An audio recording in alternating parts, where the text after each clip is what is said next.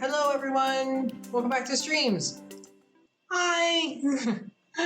I'm Icarus, and these are the streams. Today we'll be diving back into Final Family Fantasy Funtime 14,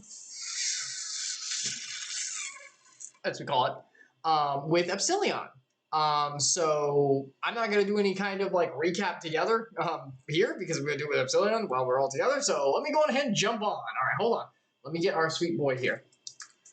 He's waiting. My cousin. No, don't make that face. I already see him. I already see what he's doing. What? Don't call me sweet boy. I corrected. You're my sweet cousin. There's a bit of a delay. Cousin, sweet boy. Sweet cousin boy. My boy who is a cousin and who is sweet to me. No. Stop. How are you, Epsilion? I'm doing well. How are you? I'm good. It's been a while. So, okay. Recap. Yeah, so we beat the Blood of the Storm. A storm! Yeah, so we beat that expansion. But now we're in that little post-game portion, so like the post-expansion, whatever. The part where it kind of like bleeds into, okay, we might be going into another story soon. And in this case, we came back, or I guess we never really left technically, according to the story, but we're in Alamigo, and everyone's free. Liberation. Yeah. We liberated the whole country. We liberated the heck out of the country. Empire, I guess. I'm not sure what the scale of Alamigo really is technically. Country, I think, is the best way to put it. I guess it's a country. Yeah. Oh, there you are. I'm here. And then we came back, hanging out in the capital, and one of our members of our I can't think of the name of the group. Scions? One of the Scions? Well, yeah, it's one of the Scion army members, but he was one of the leaders in the previous group. He was one of the ones who didn't betray us. Yeah, Crystal Braves. Braves. He was one of the Crystal Braves. Alfino's little group who went bad, but he was one of the ones who stayed good. Oh my gosh, it's raining. Yeah, it rained. Just like yesterday in my real life. It rained here pretty bad a couple days ago, but it was really dreary where we are. Yeah, it was pretty awful on Friday for us. Yesterday too. But yeah, so one of our guys is like, hey, there's a legend about one of the previous king, the Mad King of Alamigo, or the Mad Emperor, whatever he's called. But he had all these riches that he supposedly sealed away somewhere within the castle. But no one's ever found it, even at the time that the Garleans had occupied the castle. No one found it then, and they think that people were swarming to get it now, but most of them did a quick cursory look around the castle and couldn't figure it out, so they just gave up. So he thinks that it's a good chance that we'll find it, and if we can find it, we can take those riches and distribute them amongst those who need help, need assistance. We'll need the finances to get this place up and running and get the people who need aid. Yeah, because war is costly. Yeah. There are a lot of people who have lost in this struggle to get Alamigo back. Also, people who have just lost because they're refugees that didn't have any way of making any money, for the most part. So, yeah. So we're gonna go treasure hunt. Oh man! Also, we're in. So this feels to me like the calm before the storm, before Shadowbringers. Because I bet after this, this is like a standard, adventure mission, just to be like, okay, enjoy it, because once Shadowbringers hits, y'all are gonna be in so much crap. So, just a heads up, I've been looking at some very important research that will kick in right before Shadowbringers for me. You could say that I'm going to be looking fabulous for our new crazy adventure. I'm looking at outfits. I'm gonna look at new outfits. Oh, you're looking for what? cosmetic you want to use with the glamour. Because Okay, okay. I thought you meant you found some new armor that you were no, I don't answer. Please, you think I'm looking at anything practical, useful? I guess I'll have to rely on Valamir. I honestly, I need to do research because I haven't. I'm still behind. I'm like, my armor set I think is like, I don't know, 5. They'll give us what now. we need as we go, right? So yeah, not exactly, because like if you stay par with the quests, you are a little under. There are armor sets that are better. There's high quality for one thing. Obviously, Ooh, my neck is bad. Your neck is bad? No, my neck. We're talking about armor. My neck armor is bad. Oh, your neck armor. Ooh. I guess I need to upgrade too. Yeah, what? The necklace. Oh, necklace. I was like, what? Like you have like a Well, it's a choker. Neck? It's a choker. It's an accessory. It's not. I mean, it doesn't show up, but it says it's a choker. It should. It does. If you turn off your body armor, it should show. Yeah. All the accessories have a visual. Every single one? Hold on. I'm pretty sure. Display, headgear. All the earrings do. I'm pretty sure all the rings do. Because yeah, if you put certain rings on, you can see the giant stone hanging off your finger. It looks ridiculous, especially when you're a Rogman. Yeah, I know the rings show up. I'm pretty sure all the necklaces show up too. How do I get this? Oh yeah, it is on there. I see it. Look at my stupid Dai Ryumaku necklace of slang. You can see it looks like a little bow tie on my neck. Like a little bolo tie. Yeah, I do see it. Yeah. It is not. But my choker doesn't show up. I don't actually like it, so I'm glad it's not. But why isn't it showing up? Huh. That's weird. Oh well, whatever. Maybe your choker. Do you have something else on that would block it? Do you have a glamour on do you have a glamour on it that makes it invisible? Maybe the Themerium bustier, because it has like a top piece, maybe that's covering it. Oh, also people can't see the game. That's right. Who's bustier?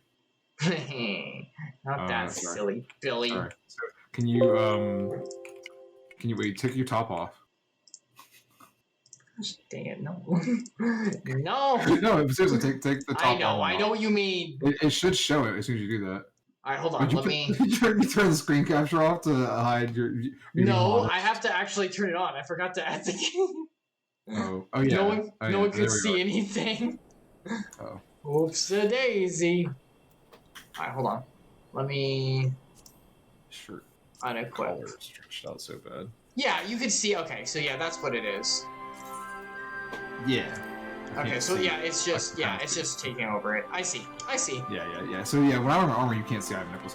It basically, I don't think it renders. I think it's just like, oh yeah, your armor's gonna block it, so it just stops rendering because it'd be a waste of your resources.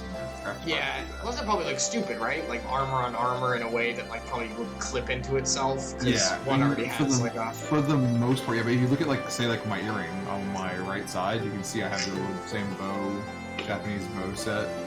I have the earring on the right side. On the left side, there is no earring. You can see that the bottom of the bow actually clips into my neck if you move your camera the right way from your height. A little bit. But yeah, it clips very slightly into my armor, like very slightly into the armor. So I do see it. I don't care about clipping like that. It's like a MMO like trope almost at this point. No but yeah, they do want you to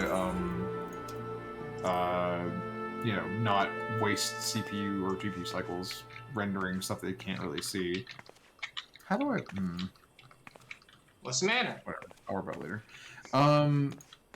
I just noticed something in Discord and like, but it doesn't matter. I'll deal with it later. Okie dokie. All right, ready to go? Oh, that's how you do it. Boom. Well, that was easy. That was easy. All right, Autobots. I know who's there. Autobots. I can't transform though, because. No. I know. Fly here, so, but we can roll out as a robot. We can roll out. It's such a cool. Really. It's such a cool mount, man. Holy crap. The heck am I going? Yeah, thank you for getting it. Oh yeah, the wedding present. That was part of the wedding presents. Oh yeah, I gotta turn 180 and go that way. Yeah, this is the exit, isn't it? We have to leave the city here. I think that's what we did last time. We do actually, yeah. Well, we shouldn't have summoned. Whoops. It's alright. Yes, please leave. Yeah, Let me leave, please. Exit the quarter. No quarter. No quarter. Okay, yeah. Now I can mount and fly. Maybe. Can I fly here? I don't think you can. It's been long enough. We have to like collect all the thingies. I should be here. If I grinded out every single side quest, I should be able to, but I don't do that, so definitely not. I mean, we're already level wise like above anyway, so it's not really a point. I guess not. I mean, I love the game, but I'm not gonna sit here like grinding out stuff that doesn't matter super much. Oh, that's a big boy. What? Oh, well, that was weird. I couldn't get on that. Yeah, I saw that. Oh, he's a Oh, he's a fate. Yeah, fate. A little sync fate. He's a little 16. Oh. Yeah, nice. Oh no. What have You're I done? fine. You're fine. The Vipars.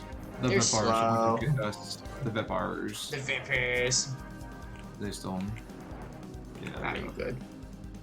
Alright. Oh, here we are. The Alfino. Alright. Alfino, what you got? And Arnvald, that's the guy. That's his name. That's our adventuring pal. Forgive me. It was not my intention to draw up proceedings. I simply wish to have the lock in sight when I explain things. Loch? Oh, the Loch Ness Monster. Oh, that's why it's called the Loch Ness Monster. Because a loch is a type of water, like body of water. Yeah, LOC. That's why. Just another way of saying that, basically. Old English, huh? Prior to the Great... Gaelic. Is it Gaelic? Okay. Prior to the Great Flood, the sixth Umbral calamity, the salt lakes you see before you were yet dry ravines. And this, believe it or not, was the site of the ancient city of Scala, which rose and fell during the 5th Astral Era. Boring history! Yeah, From what we know of the period, the city was already deserted by the time the waters began to rise, having been all but destroyed by war. Yet its ruins remain to this day at the bottoms of lochs. It's my belief that the darkness beneath the palace, mentioned by Theodoric's former scribe, was not a reference to the prison, but to a place still further below, the ruins of Scala. Oh. I further surmise that the Mad King's unfortunate kinsmen were cast down there not simply out of desire to punish them, but to discourage exploration.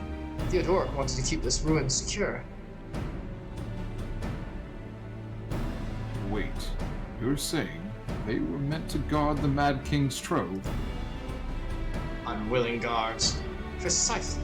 And since we know the court thaumaturge was involved, we can safely assume that any entrance into the old city will be magically concealed. Which would explain how a legion of Imperial soldiers and the gods knows how many Alamegans never found a trace of the Trove. Because they're not good at magic. Yeah, they're not magic enabled. We, however, have certain advantages which we did not employ, which they did not employ. Insert name here. Would you be so good as to swim down to the bottom of the loch and search for an underwater route into the ruins? While you do that, Arnvald and I will seek out a sorcerer portal within the palace. Because we're the ones... Oh, yeah, sorcerer. Because we're the ones who can breathe underwater. Yeah. We have guild powers now. And Arnvald cannot. Oh, I lost a tiny bit of frames at the beginning. I wonder where that came from. Weird. Is it the start of the stream or the start of the gameplay? I don't know. I just see it on there now, so I'm assuming it was earlier. Oh, this music is very peaceful. Could have been when you started capturing the game. I just dropped then. Maybe. The graphics card file. I was like, oh no! Yeah, I need to talk to you about that, by the way. Oh, mine does that a lot. So. Well, I mean about the Psychonauts 2 stream and stuff like that. Too. Oh yeah. Yeah, I'll talk to you about that later. I talked to our good friend Brombo about it a little bit yesterday. I have to tell you about it yesterday too. You're gonna be so proud. Yeah. I heard some things already. What do you mean you heard something? Who told you? How? It just happened last night. Wait, do we need to dive in the water there and go underneath? I don't think it's still on the surface. Ooh. I think we have to dive here somewhere. I thought you were Smart boy. Oh wait, but hold on. The place in front of us on the maybe you're right. No, it says down where I am. In the water, it says down. Ah. To get there, I'm assuming you have to dive like somewhere around here-ish. Yeah, I think you're right. Control space. Yes, you got it. You're good at reading these things. I don't like these mechanics. Okay, it is straight down here. Oh, don't forget Autobots. Oh yeah, can we do it here? Yeah. Oh, it's a boat. Oh, it's a boat. I don't want to start trade. You sent tell. Wait. Oh my gosh, hold on. Where'd you go? He didn't get on. I haven't moved yet. I accidentally said tell, so I was stuck in that. Alright, give me a second. There's another boat down here. Really? Oh my gosh, hold on. Someone else is. How many targets not in range? Get on. You probably weren't listed. There we go. Yeah! Right, The so submerged. Yeah, this is like the one crappy level from Star Fox 64 that no one likes. This is really not fun to navigate. Neither was Star Fox 64's submersion level. I don't remember the water level that much. It was really hard to get to. It was on the top route. Was that one of the ones you had to save Slippy? You have to actually successfully save Slippy on the X Nebula or whatever in the area. Yes. It might have been even earlier than that, actually. Like it was a really early. I remember going there, but I remember not taking that route very often. It sucked. What we found? Ooh, look what we have found. Got the mount. Oh, by the way, hold on. I already clicked it. Oh, that's fine. Epsilion, can you check my stream real quick and make sure you can hear me and everything?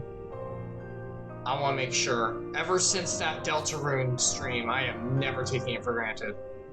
Yeah. The entirety of the face of the first chapter. I gotta mute you, I guess. Let me do that. Make sure you can hear the music and my beautiful voice, my dulcet tones. I can't. I have to mute you. There you go, like that. Okay, so now I'll hear you with a delay. La la la! Epsilion is my cousin who I love very much. And he cares about me, though he doesn't say it all the time. Oh, alright, no, it's not a Disney movie. Stop that. Okay, you hear it. Alright, you good, Chi. You good, Chi. Alright. Yeah, we all sound good. Alright, awesome. Your game audio is a little loud. Really? Okay, I'll turn it down after this.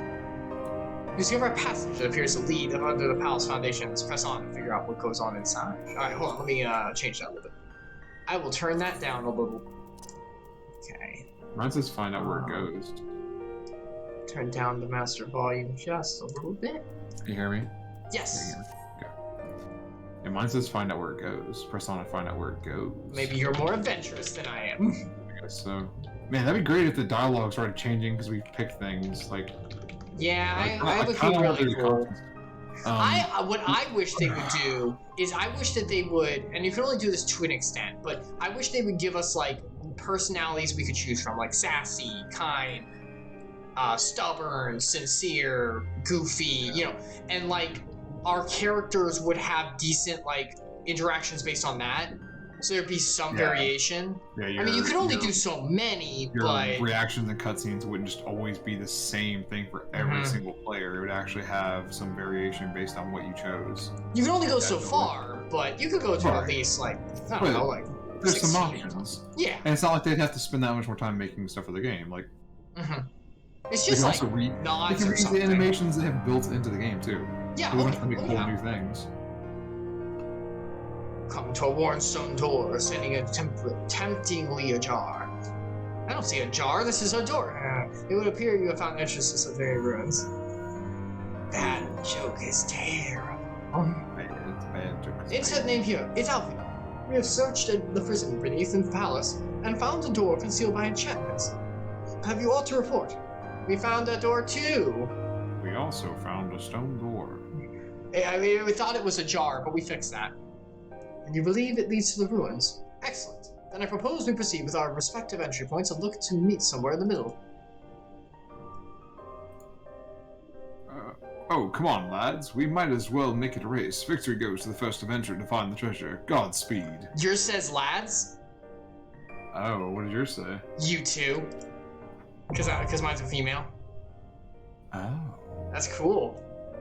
So there is a little hello. What the heck is this? It's the entrance, but it's underwater, so it's like a bubble instead of like a door. That's cute. Magic bubble. Oh wait, hold on. This is a duty entrance. Yeah, oh yeah, that means I gotta swap. Swappy, swap. I wish I could 10 hours. Switch. Oh well, that's fine. Yeah. Well, when we get the new classes, I'll start playing. No, I wish I could switch outfits. No. What is it called? I'm gonna start playing the new healer. The new one came out. It's coming out. Oh, really? You gonna play healer? Oh my gosh, that means I can the actually new one's got the do cool look. The new one's basically Iron Man. You haven't seen his weapons? It's the I Iron actually Man. haven't seen anything about it. It's the Mark 50 suit. It's got like random Oh, giant really? flying Oh my laser God. cannon things. I'm very excited. Dude, that's awesome. Too. Oh, I can be Reaper Girl. Yeah, you don't have magic anymore. You just siphon the souls out of things to get power. Look at this face. Look at this face.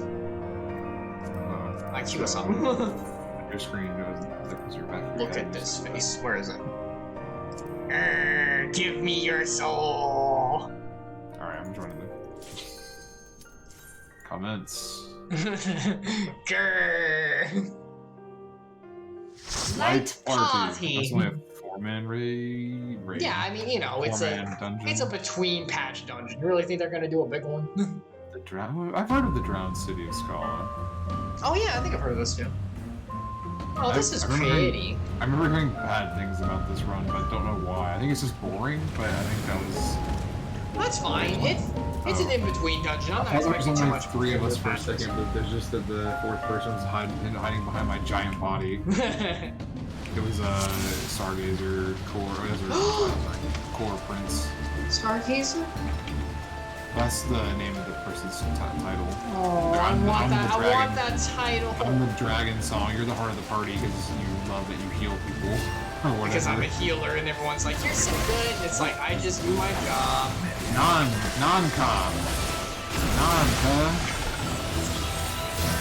Everyone have this. Alright, now I can start. What do they say when you go to a new restaurant? No. They say, no. Give me some of that non. No. Come on.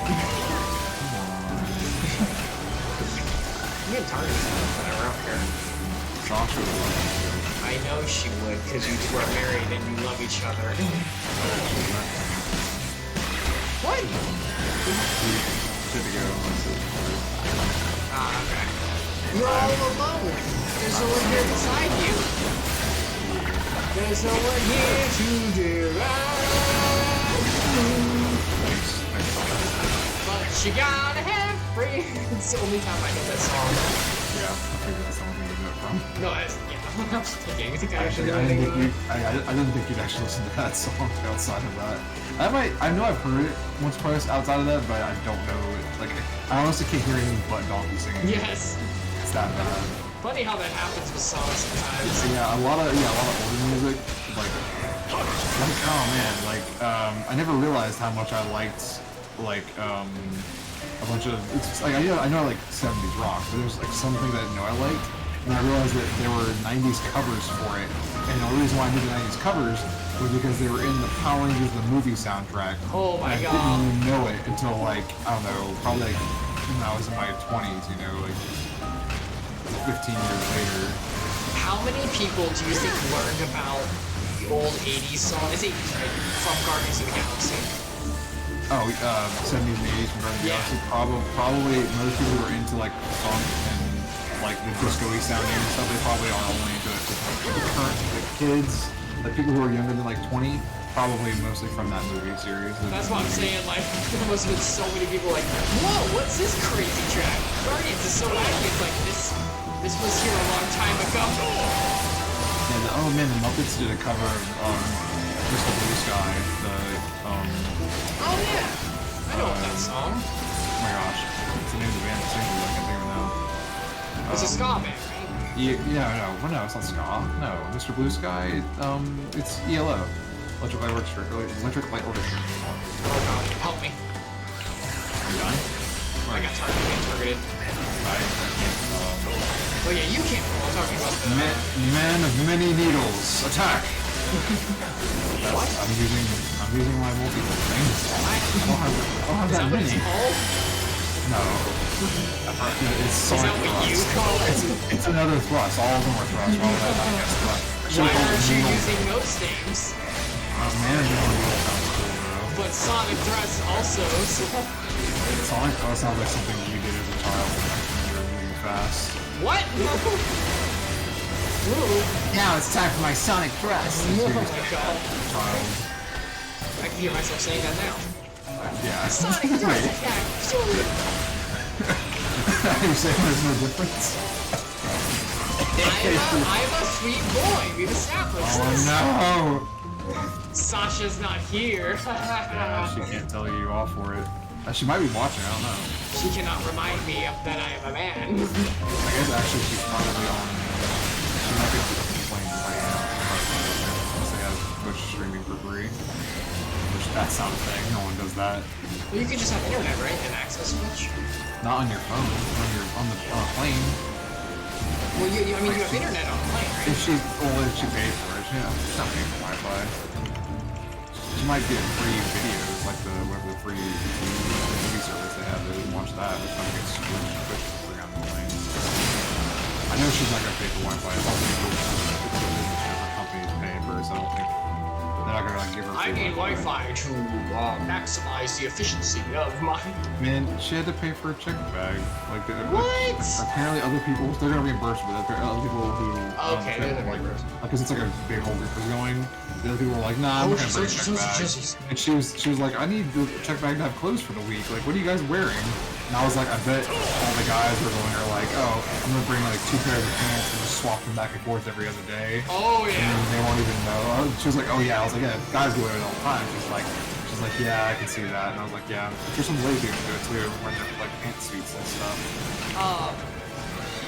How long is the trip? Like that kind of Friday. She's the whole week. Okay. From today to Friday, it's a whole business week. Whoa, that is a while. Yeah, it's a good time. Oh wow, good amount of time. That did no damage. I think it's just to push us. I think we're supposed to get pushed out into those waters out there. Oh, it's a bad. It's a kelpie. It's gonna drown us. That's what they do. Oh, okay. Oh, you suck. I don't like you. I mean, it's basically a seahorse. Oh, no, seahorse! Targeted. I'm sorry. Okay. I tried to avoid bringing out something else. Oh no, I'm bound to the darkness. Do I need to go near that thing? What do I do? Does it help? We have to attack it? Oh, it gave me dropsy. It gave me dropsies. Dropsies? How? What do I do? What do I do? I'm so confused. I just don't want to die. Chaos thrust. Chaos thrust. Chaos thrust. There we go. This is how the chaos control is. It's the thrusting of the chaos. I'm doing so. Is everyone proud of me? I didn't die. Epsilion, are you going to attack the healer when you play? Oh yeah. Oh yeah. It literally has weapons that like are auto attacking on the side. Little laser cannon. Well, you're things. better than me already. Yeah. Well, like every other healer is better than that healer. Well, I mean, like me playing as healer. Oh no, I don't think that's you. I think that's just like class is boring for attack. Yeah, but you're supposed Oh no! to. Oh no! Oh no! Oh no! Oh, I'm dead. I am so dead. No, you're okay. Whoa! I'm dead. No, you're dead. I warned you. I warned you, bro. I warned you, bro. I was super low. I guess I'll wait. I got you. I can get you. We're just a second. Make sure the tank doesn't die. Yeah, no, keep him alive. I need a break too. Oh, I'm running out. Here we go. Yeah. Jump back. No, Oh my again. gosh, I'm sorry. I didn't heal you fast enough. I was getting my mana back. Don't get knocked out here. Just do what you gotta do. I'll wait until I'll revive if necessary afterwards. Hold on. Keep a core alive. You need both. Yeah. You guys are almost done. It's got 90% left. Like it's achievable.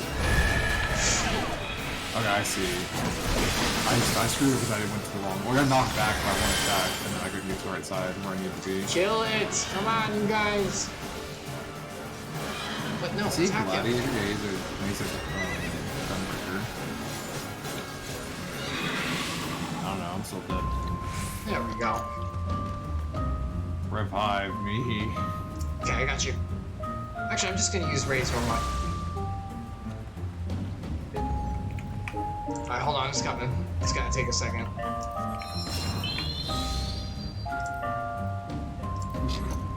There you go. I'm coming! You see this in the chat? No. The, what's it called? the items got in the way. Oh, I said saws, I bad. Nah, you good. Who's the tank? That's Core's the healer. The tank Is it Lion Man? Oh, it's Lion Man. Help us strong and stuff like I wasn't sure if it was the lion or the other kind of girl. Lion. That's not what they're called. Leader of the Thunder! No, Lion. Zelda. Oh, yeah. Well, I was thinking about Thundercats. Thundercats! It's not Lion-O. Okay, yeah, Lion-O. Lion-O. Yeah, you're the one who knows, not me. I just always I'm pretty sure it's Lion-O. Lion-O, not Lion-O.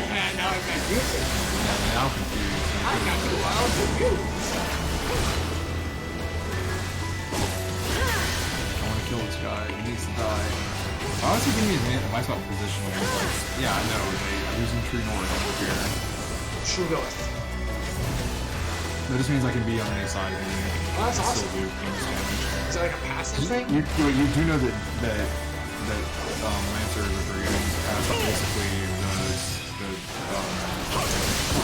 the rogue of the game, right? They have positional. But there is a rogue. Yeah, but they actually have the exact same rogue looking for every other RPG, where if they're behind, they do bonus stat damage. I remember that, yeah. I didn't know you got True North, though. Yeah, True North lets me be able to stay on any side. Cast is pretty frequently on every attacks. That's awesome. You can stab him in the face. Yeah. What is this guy? What kind of caster is that? Wait, oh, he's a Dragoon also. Yeah, he's a Dragoon, yeah. Wait, what does he got? Oh, he's just using his aura. Okay, I see.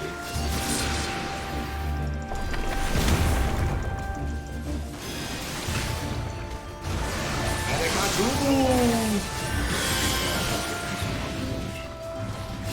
There we go. You put the thingy on him. And now I we'll can't see heal. the enemy. I don't even know where he's facing because I can't see. Yeah, it's so weird.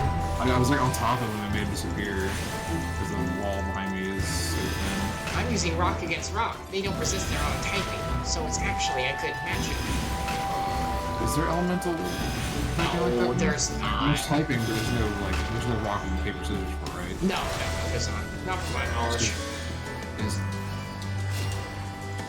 Based on what I know, no. I don't have any elemental attacks. I have no idea what that's like. I wouldn't think so, because stone is the only attack I have. He has a besides arrow, which is just a DOT. And all my stuff becomes holy after a while. Like, I don't have all this anymore. It's just like, holy this, holy that. Holy crap. Dude. Holy! I'm running away. Smashed. Oh wow, there's sentinels. Die. The sentinels of the multiverse. That was a card name, right?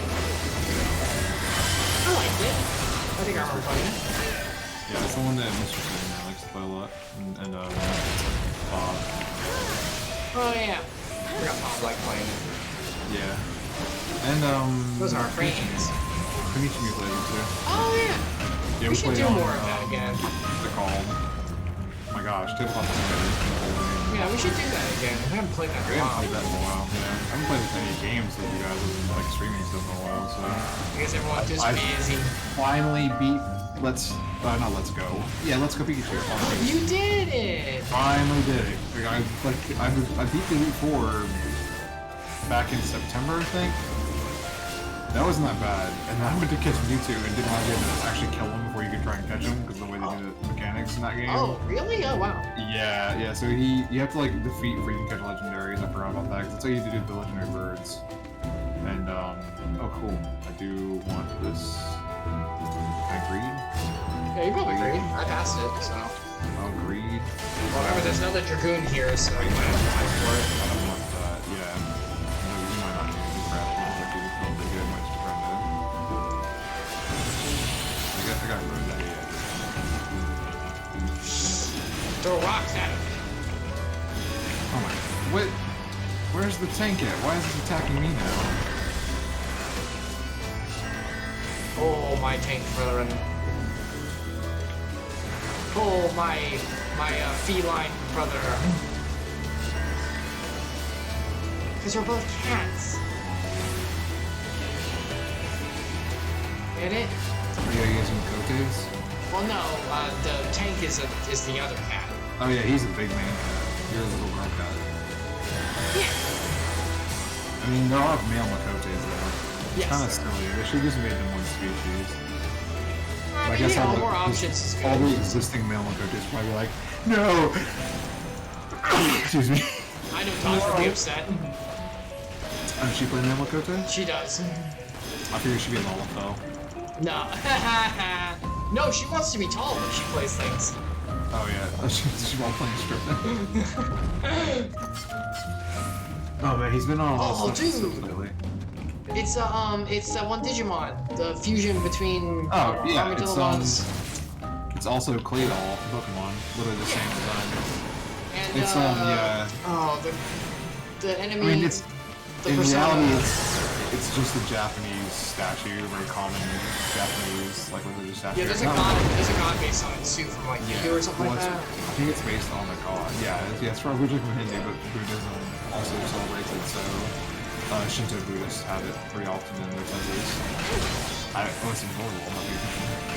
Oh, it's Yeah. subservient. Subservient. I'm attacking them. Are you though? Man.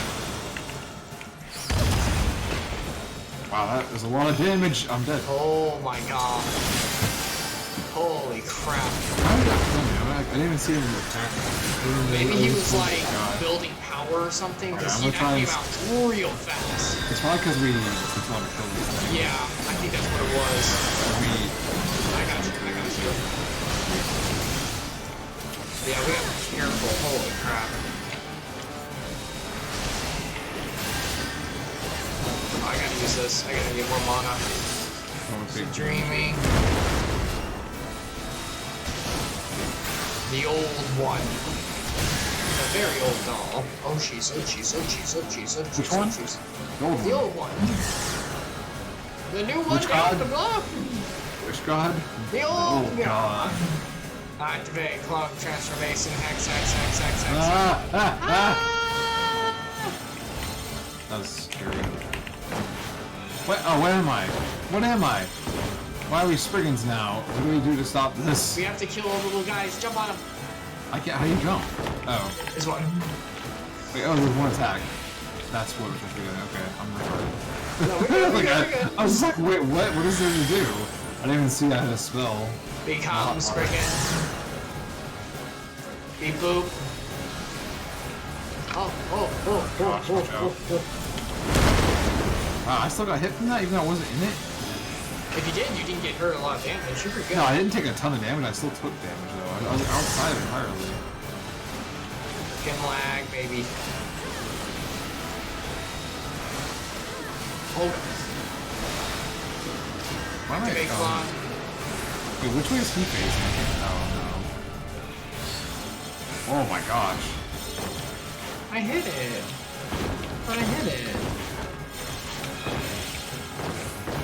Oh, you got that one.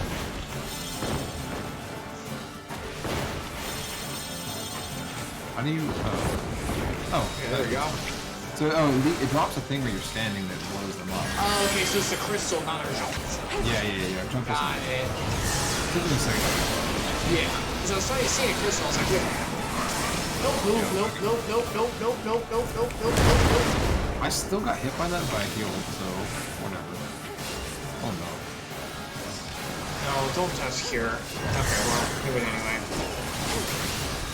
It doesn't matter, it's just like... No, I shouldn't have done this. I should have done... There we go. Alright, cool. Shoot up.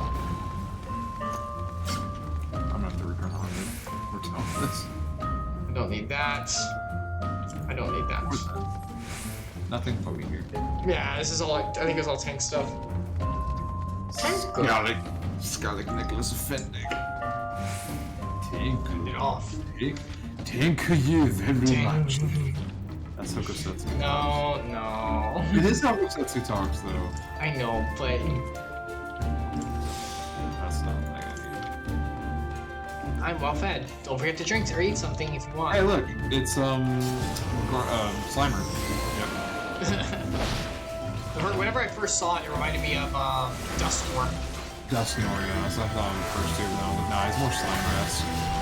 He's too goofy to be Dustmore. Oh, I'm playing that. Wow! Holy crap. That was intense. There's no circus in town. Wait. We'll put on this. Oh, no.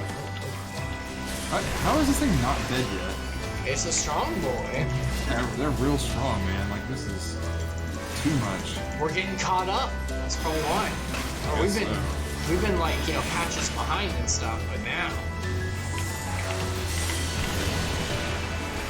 we're starting to actually get there. I'm probably talking more. Where's this front end? You can't tell, yeah. Yeah, I mean, I have to look at the ground for the indicator. It was like, not really obvious. Yeah, what? We are all Dusknor so now. that we can transform and cross the ravine. Don't time out in the middle of the opening. Press the library. Limit, lifeless, homunculus.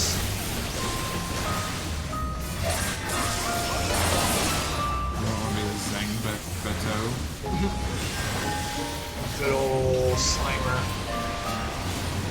Helping his Ghostbuster friends plus other mean ghosts. Oh jeez, I'm gonna get hit. That's good. Yeah, I got hit. Big cones. Big cones for my ice cream. My iced cream. Wow. Why you told me to stop doing the Gossetsu voice, but you can do it. And now I realize I was getting this thing down. I'm sorry.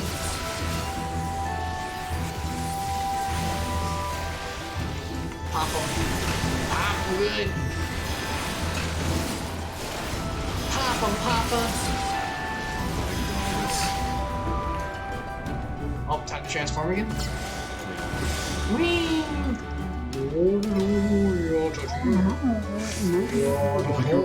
Like how both the Dragoons have their Dragoon enhancement on top of being a ghost. We're super ghosts. Alright. Don't care about that. Don't care about that. Oh, jeez. I almost walked in. Oh, jeez. Oh, what is that? Oh, that's cool. Rotting Royal. Oh, this is what they turned into, remember? Yeah. That's sad. I feel bad for them.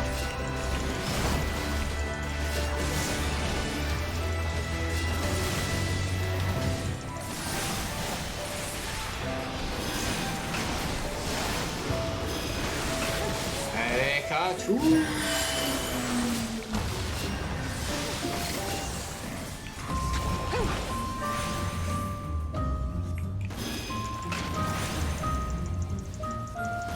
Attack them.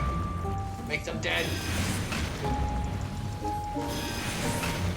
Music's very like quiet and quaint. Yeah, it's kind of relaxed and not much going on compared to normal.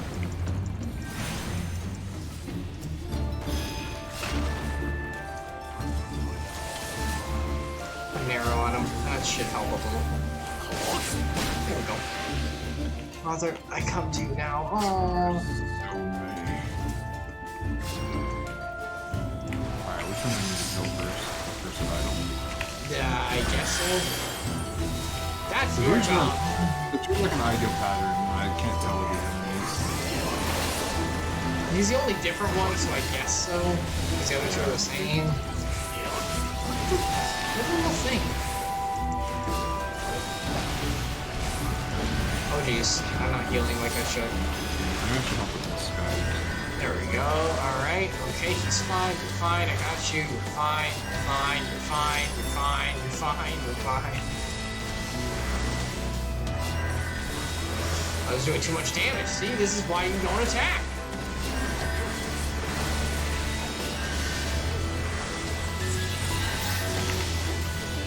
Cure 2, free cure 2, let's go.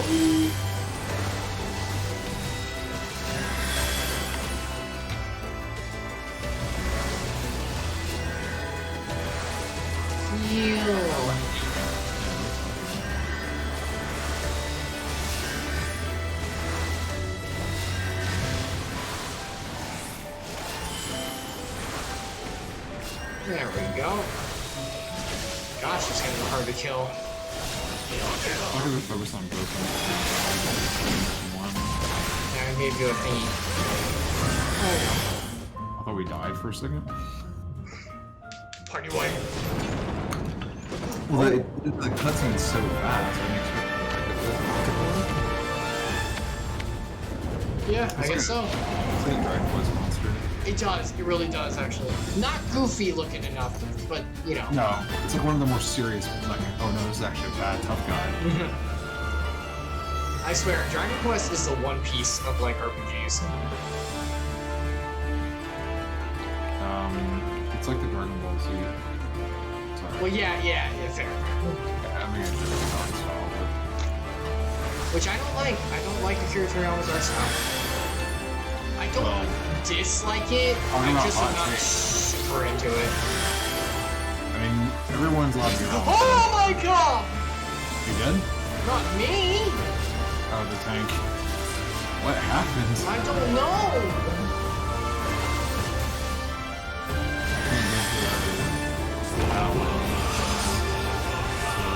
Oh my god. Where am I supposed to go? Closer? Farther away? I have no idea. Yep, you're supposed to be farther away. Well, thank you for testing it for us. Oh, jeez, now closer. I'm gonna get out and come back. Oh, I didn't get you in time. I think I just missed you. Okay, look away, look away, look away. Oh no, I'm confused. Wait, no, not me, not me. I can't do it, I can't do anything. No, not you, I know. I'm dead, I'm dead. Oh no, I meant to heal you, but I kept... They killed me! Oh no. Are they confused too? What happened? They were, everyone was but me. Okay, give me some time, I'm gonna bring you back. I can't do it until I have quick cast. No worries, no worries. I'm gonna put on arrow on him, but that's it. I'm not gonna attack him. Ow.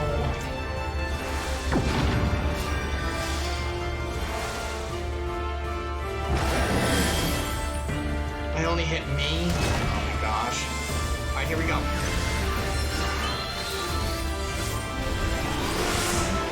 Two. I gotta be farther away, gotta be farther away, gotta be farther away! Oh my god. Oh, it didn't damage me. Oh, that's good, you had invincibility frames. No, I got zero. It was at 0 damage. Oh, okay, nice. I don't know why. Oh, I'm not arguing. I don't know why. What is this crap? What is this crap? Did I keep it off of you? Yeah, we're good. Oh, she's Why is everything on me? You in? You're out. I'm good. Oh no! I'm in. He had the eye and I didn't notice. I'm confused. I'm sorry. Don't attack me. Get off me, you fool. That's okay. I think it's only auto attacks. Wait, it's just anything. That's good. The tank just came over, started slashing crap out of me, and I died almost immediately. Oh my god. What, the damage or yeah, the story and the damage. Oh crap. Holy, no. I'm dead. I got I'm just hurt. I got real close to dying there. I gotta use this on myself. Get in his butt. Get in his butt. Why did he turn it last second? Okay, that's behind you. Oh no, please don't do this. Woo! You tried the needle. Oh no. On the one, okay. No, please stop moving. No. You drag us away from him. I'm sorry. I was trying to get over to the side. Am I close enough for this to hit you? No, I'm not. I don't know where you are. I was too far. I'm probably gonna die. Yep. Okay. I just casting a jump, I screwed myself. I got you. I don't know why I cast jump at the worst time there. Maybe it's another good to break. Oh, we're good. And yeah, 40%. Oh my god, why? Stop. Oh god, no tank. I'm too far. Don't come closer with it. I'm not. Oh I wasn't facing you. We're confused. Oh, that's No, stop attacking. Oh gosh, that should stop. Besides.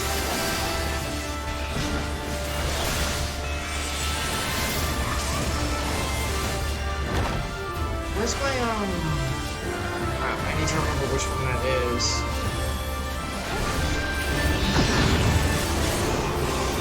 I'm sorry about that. It's okay. Massive casting. How far now? It's not I can see. full Yeah, that was weird. Yeah, I saw that too. I guess I just suddenly got full heal. That hadn't been the whole fight most then. But like I just noticed the UI changed massively. I was like, why? No bar for a second. Oh no. Why am I farming? What just happened? Get close. Oh, so I already used Limit Break. Oh, at least yeah, it's water close then. Oh, get away. I'm gonna look away, just in case. Yeah, I think look away too, because there's damage. The farther you are, the better.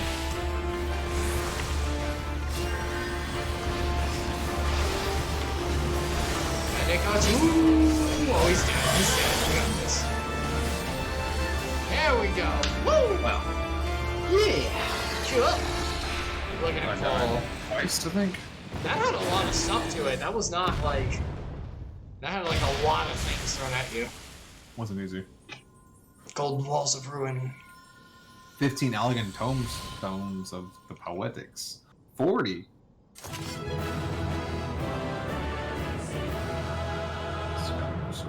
Oh, we're all sad because they died. Because these were people once. Yeah. It's a sad jam. Pebbles, I guess. No. Yes. This good advice from him. I give him recommendation. Recommendation! Oh, I was gonna wave. I was gonna wave, but I was too slow. Too slow! It's a cutscene. I dropped water. Off me. You dropped water? I threw it on the ground. Oh, hello, you two. Are you all right? Aye. Everything's still attached.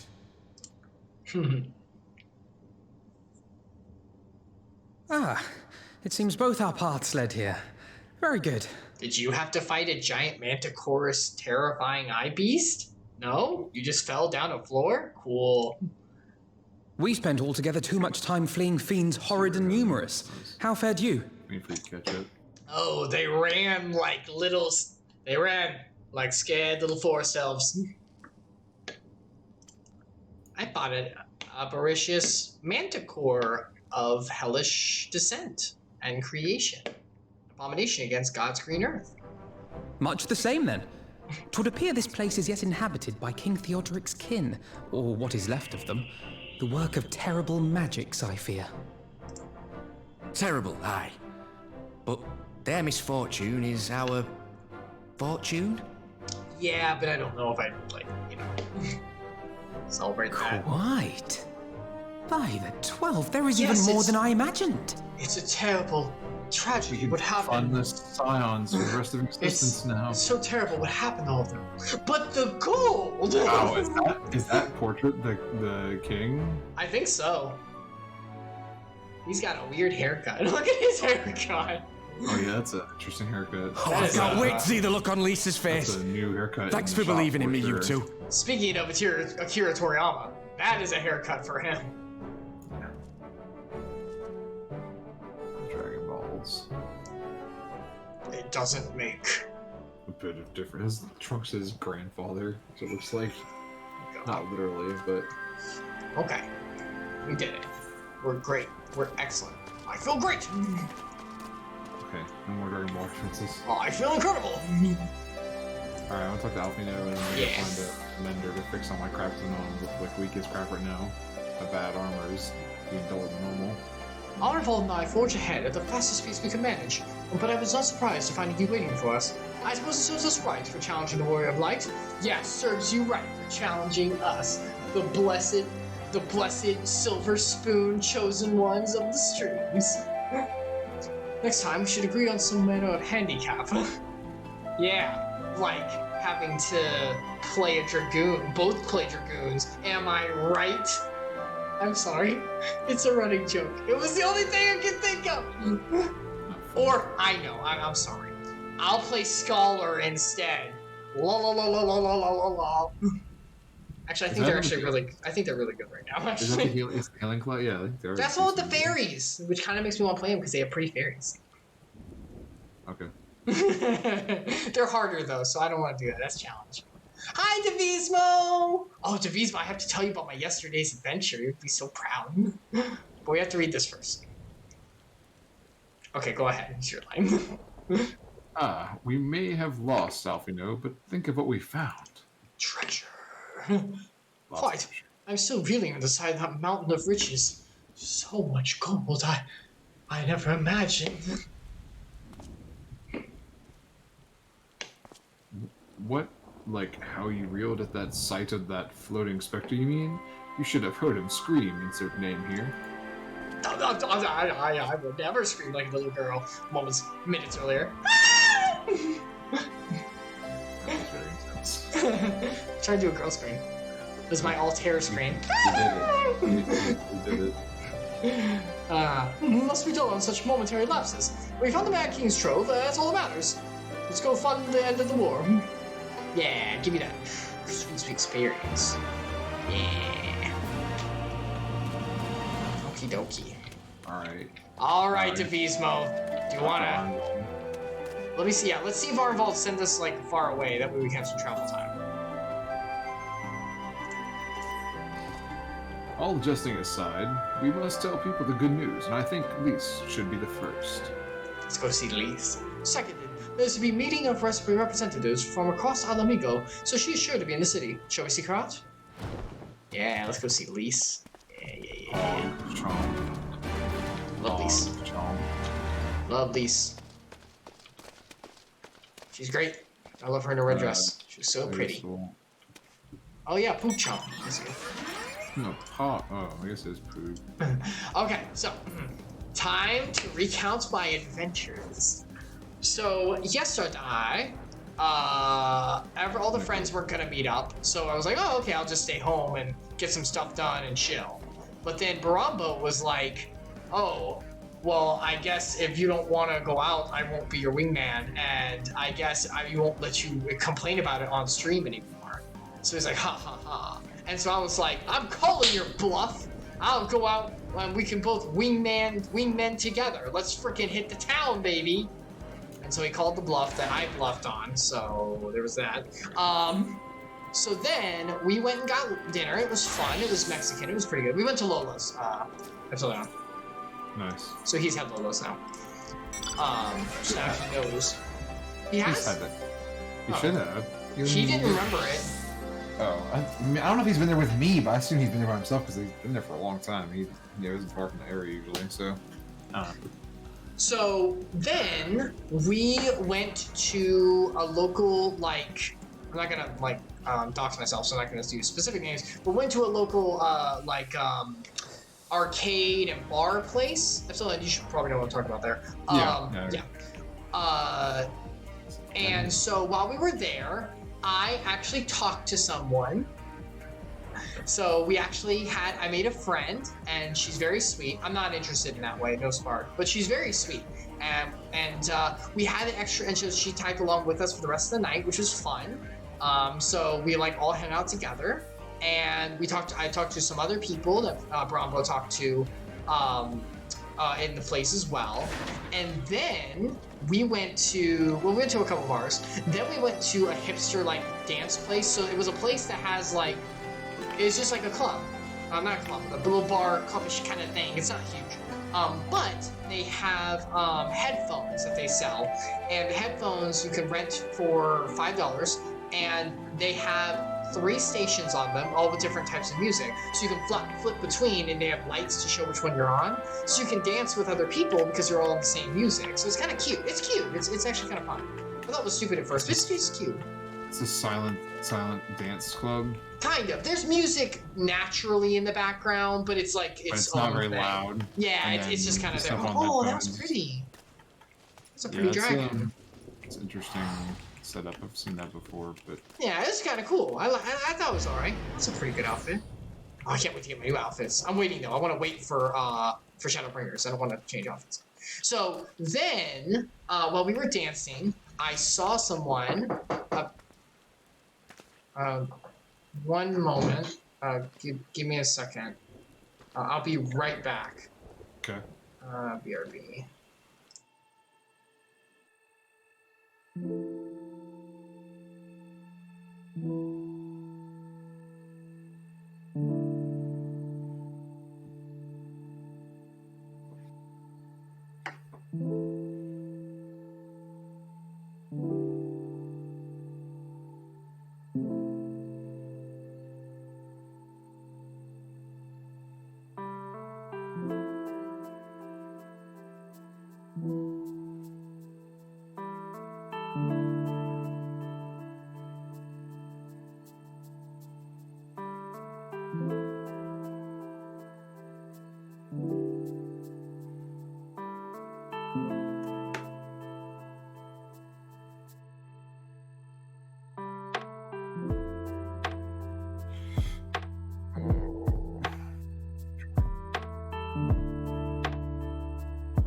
You're good.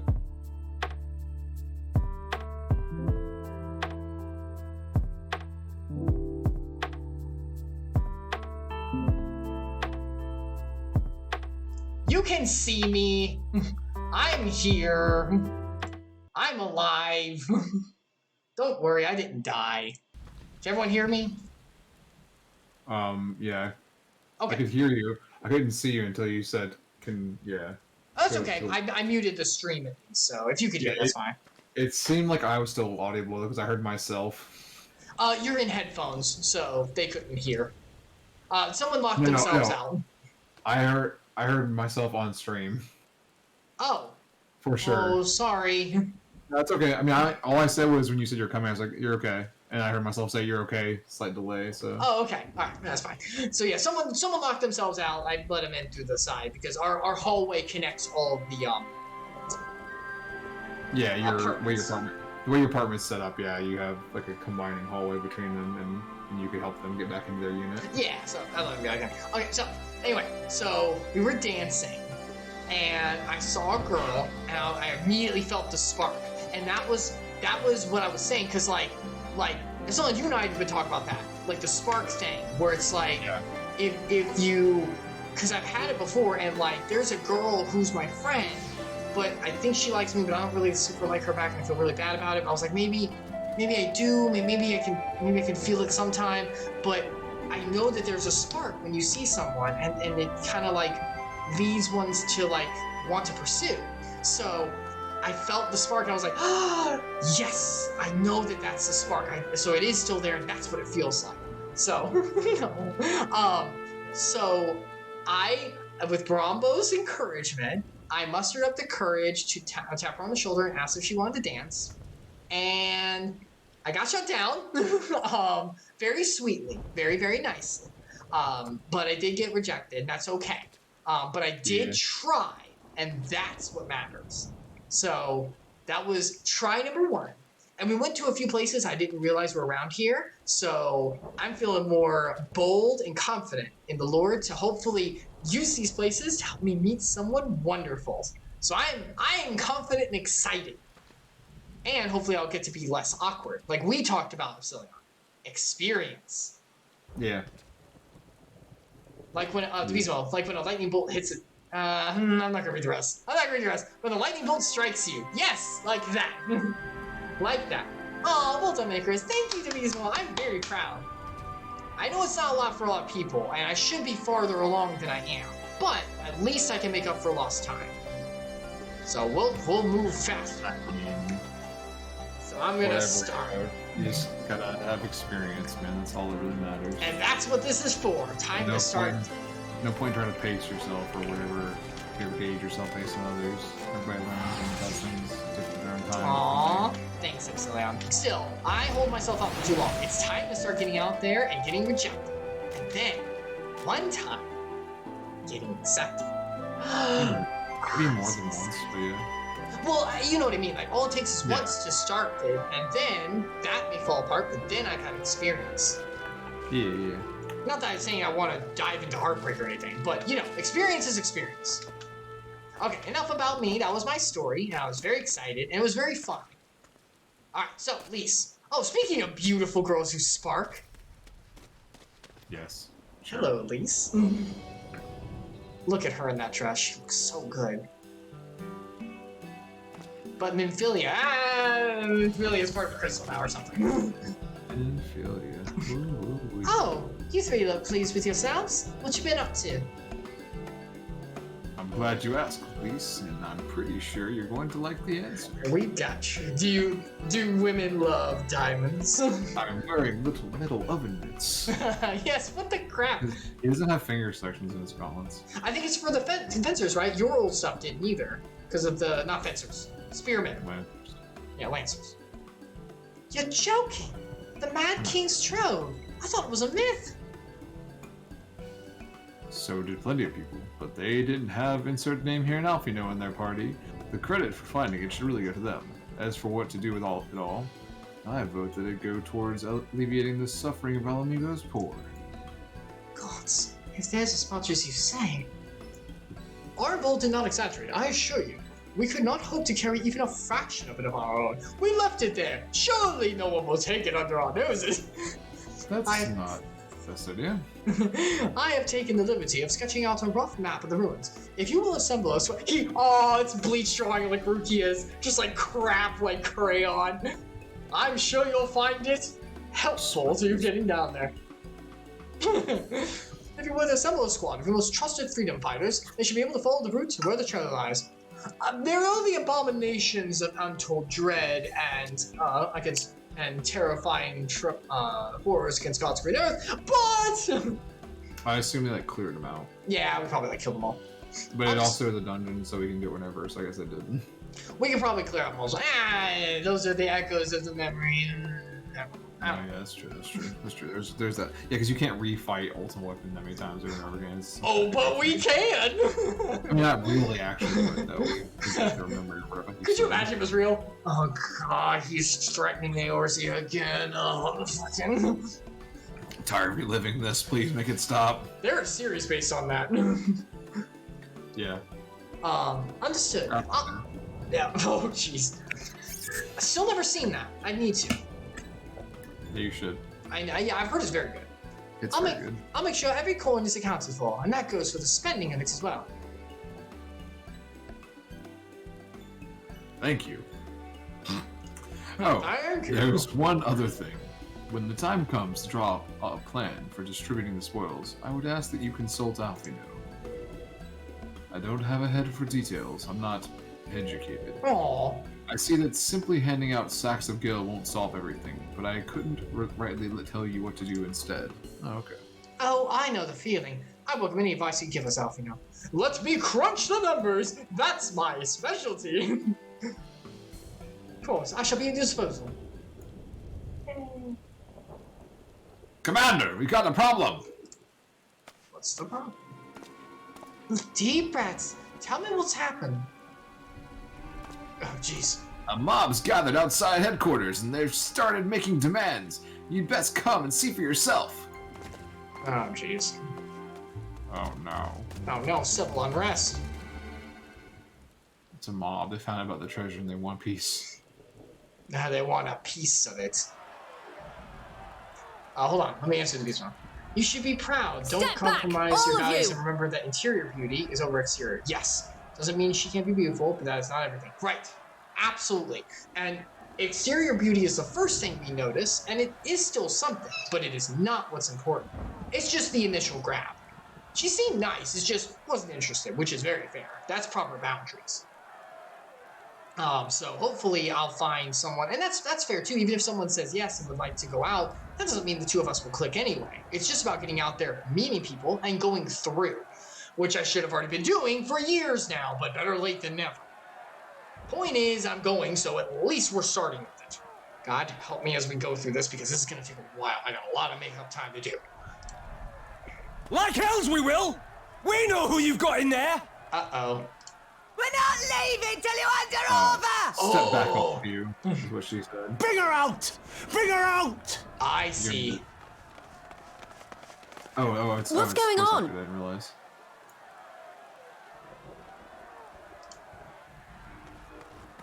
Someone let slip about Fedora. Uh-oh. It's true then! The bitch really is in there! I knew it! I bloody knew it! We demand vengeance! Bring her out! Today we butcher the butcher! This is why vengeance is not condoned under his word. Whoa. Come on, you don't mean that! We'd be no better than the Imperials if you'd all just calm down! Calm down! That monster and her thrice damned skulls dragged my man from our home and beat him to death in the street! Aye, and my dad! That bitch has spilt enough blood to fill a loch! They're using the B word a lot. Yeah, sorry about the testing, guys. We all know her crimes. Emotions are emotions. She's a traitor and a murderer. How many of your resistance friends have died at her hands, eh? What's her And here name? you I are, don't remember protecting her! It's not protecting. It's about doing it the right protocol. Vengeance belongs to the Lord, not to us. Yep. So We that's give what all into the it. fuss is about. Oh, we're bomb. Oh, jeez. Here comes the big man. Hearken to me, brothers and sisters of Alamigo. They're like, Hey, oh, shoot. who's this? It's Robom, you dumb. That's the Bull of Alamigo. No crap. My friends, you are not alone in your anger, your grief, your despair, for it is mine as well. That gnawing pain in your breast, it is enough to bring an old bull to his knees. But I ask you, brothers and sisters, to think not only of the family and friends who were cut down before your very eyes, but to think also of the ones who were abducted, the ones who may yet live. Where were they taken? What became of them? These questions demand answers. I share your thirst for justice, for vengeance, but we will gain only fleeting satisfaction if we give in to our base appetites. We will never know the truth. Now is the time that we, the people of Alamigo, must decide what manner of nation we will build for ourselves and for generations yet unborn. When they look to our example, will they see a people who held fast to their principles, or one who cast them aside when tried? I say to you, it is our responsibility to give these prisoners a This is fair cool, trial, Rain. that they might answer to all of Alamigo. The Garleans called us savages, and I'll be damned if we prove them right. Savages, savage.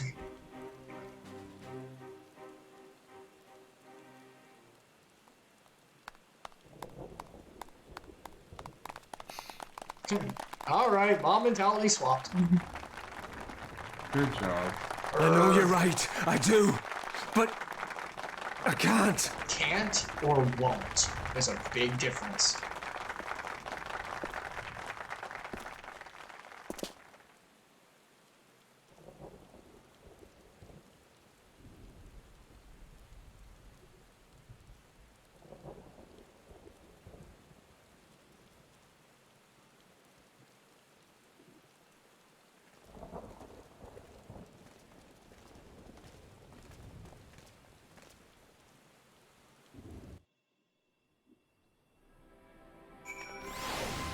Nice. Devotional. Also, female friends can be helpful. Remember, they have a network of friends who would love to introduce you. Yes, yes, more connections. Also, just for the fact of making friends as well, which is always a good thing. Friends are always good to have. Yes, good connections. Oh, the rain has ceased. I can see clearly now the rain is gone. Who sings that? I can't remember the guy's name. Hold on. It's like a one-hit wonder. Oh, I gotta turn off. I've had like one other song that's kind of big. Turn off that heat. It's too hot. It's too hot. Turn off the heat. Yeah, it's too hot. It's cold around here for now, but it's too hot for at this moment, so we'll turn it off if we need it. If it turns back on. Does your heat not work sometimes too? The frickin' system is still... I had to flip the breaker on Thursday. It's working for now, but... Anyway, yeah. My thanks, Robon. And listening to the anger, I can feel myself being swept away. Mob mentality, baby. They're right, of course. 'Tis a difficult tide to stem. 'Twas that same rage which brought us to our feet and carried us to victory. But now the war is over, the unspent fury is being channeled in vengeance. Hi, and it's not just here. We've reported mobs forming all over. They've been targeting folks known to have cooperated with the Guardians. It starts with insults most often. Then someone picks up a stone. Some industrious souls even thought to seek out the graves of Xenos and his officers. It was grim.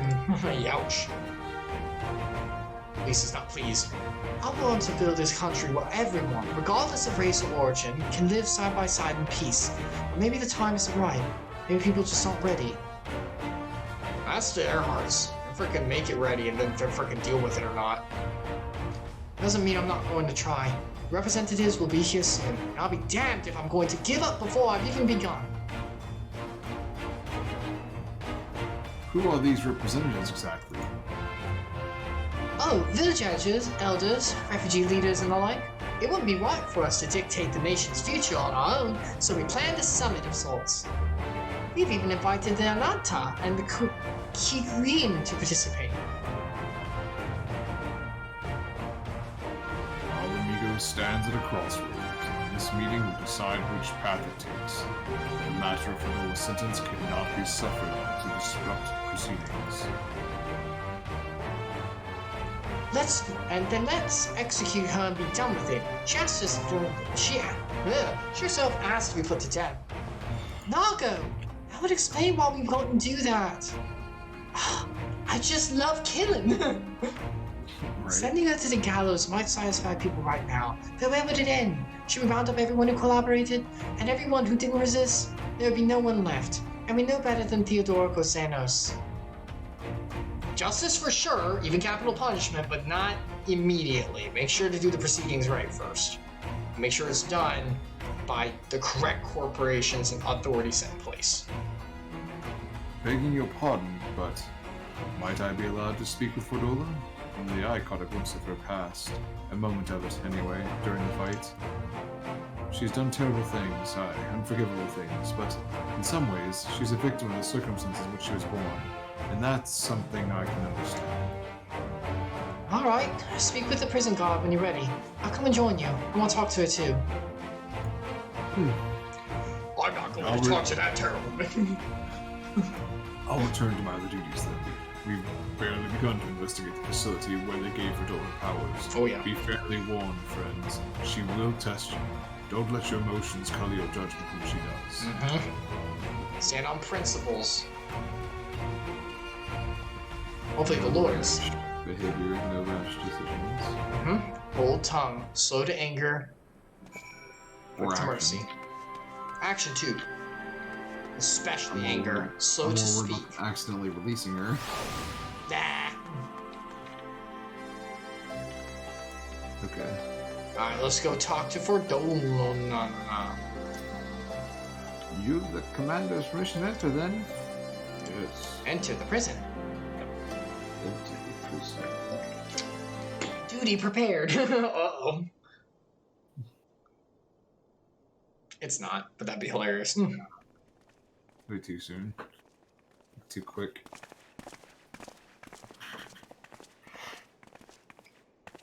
Excuse me. Open sesame. Oh, there's the letter.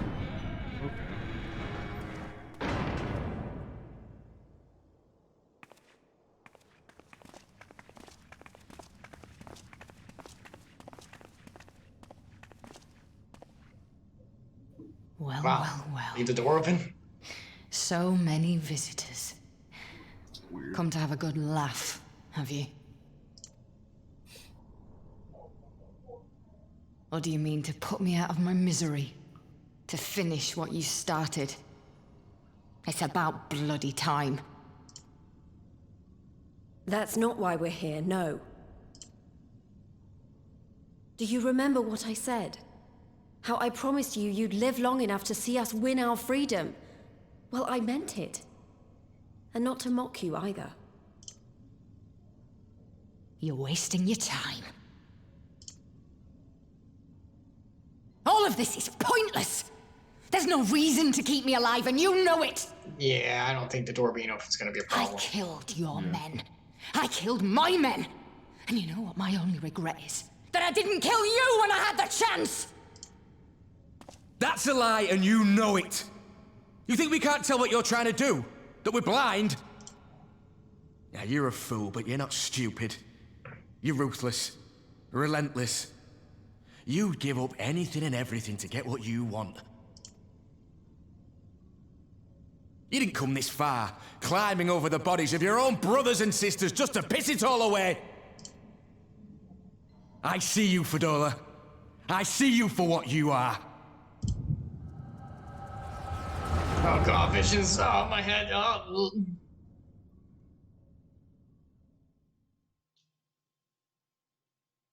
Oh, jeez. Oh.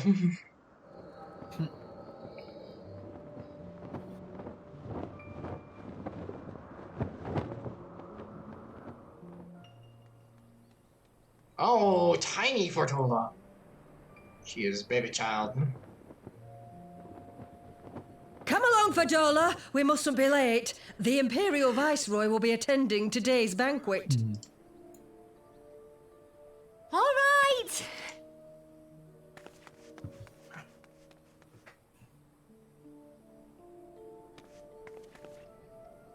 Father, what's Lord Gaius like? Is he nice? Are you friends? No and no. He laughed There at you her. go again with all your questions. No, you Lord stupid Gaius is a child. great and honourable man who looks after all of Alamigo. We're very busy, and if we don't hurry, we'll miss our chance to see him.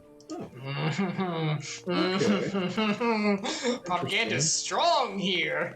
Yeah, that's not what I expected him to say. Oh yeah, look at all the sad people. Filthy tin-head lovers. Oh. Since they sympathize with the Garlands, they're considered traitors. Father, what did that man call us? Kolos? The little tin-head lover doesn't know what she is, eh? A traitor, sweetheart. A backstabbing bitch who Language. gladly betray her kith and kin to gnaw on what few scraps the Imperials deign to toss her. Like your bastard father and whore mother. Oh boy, that's not very nice. That's not true! My parents are good people! They've never done anything like that! Oh, but they were quick to help themselves and their bitch spawn, weren't they? You're just as guilty as them.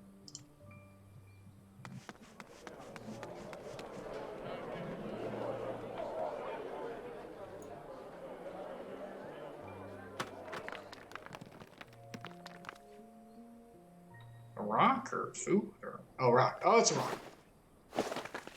Fadola! Traitors! Is she like a old zombie lady? Like, why is she? Please, so you have to do something. evil? Husband and daughter are in danger.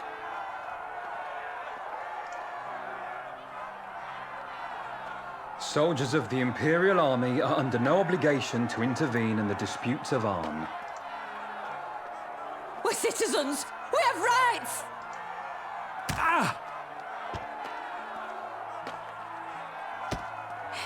I'm scared. It's all right. It's all right. They don't understand, but they'll see in time. They'll see that this is the only way to survive. Traitors! Traitors! Ouch. Oh boy, that's gonna hit the head.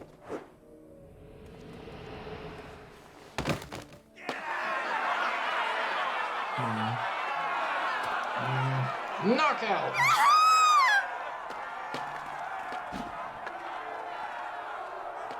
You killed him, dude. He might be okay. Let the savages have their fun. They'll be more compliant once they've tired themselves out. They care so much.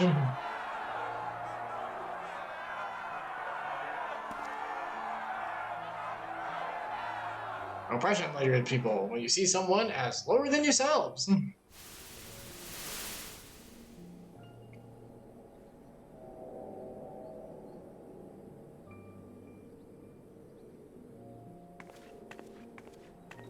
Fadola, please! You already have citizenship. Why would you want to become a soldier?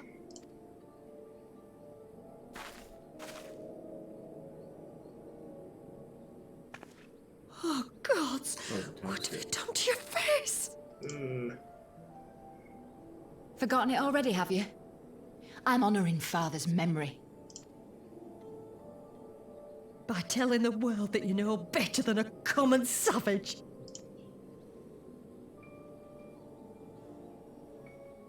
Am I though, Mother? Are any of us? Can't you see? Citizenship means nothing to them. If you're not a pure-blood Garlean, you're no different from any other savage. So I'll play the part. I'll join the Legion and I'll make them respect me. And when the mob see that, they'll think twice before throwing their stones. Yep. Control and power. Ansfrid, Rudolph, Emlyn. It's time. It'll be hard. Humiliating. They'll try to break us. Send us crawling back to our own kind. But we won't, no matter what. We'll bleed for them, die for them if we have to. We'll do whatever it takes to be free!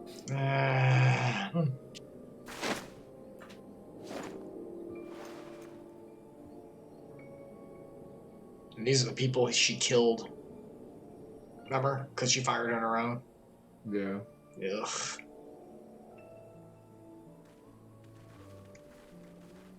Nothing's worth compromising principles. That's biblical.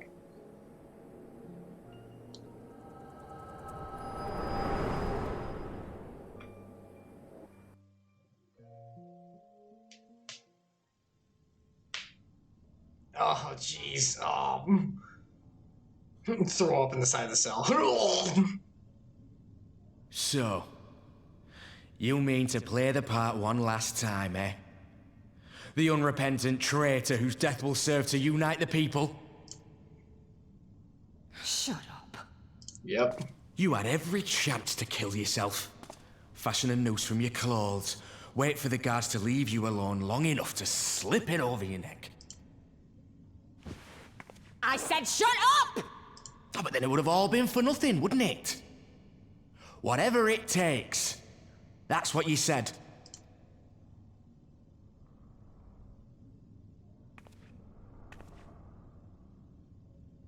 Been in my head, have you?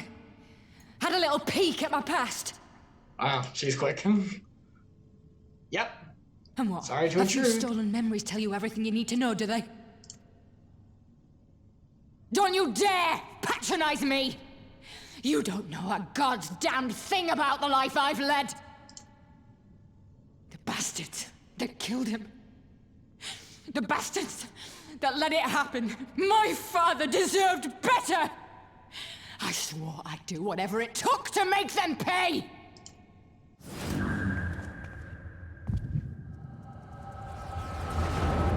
Oh, jeez, now she's having a vision. Oh, she's seen all our loss in fights.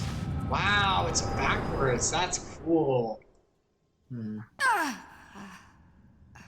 Did you see the fight that we did 15 million times? Which version did you see? What outfit was I in?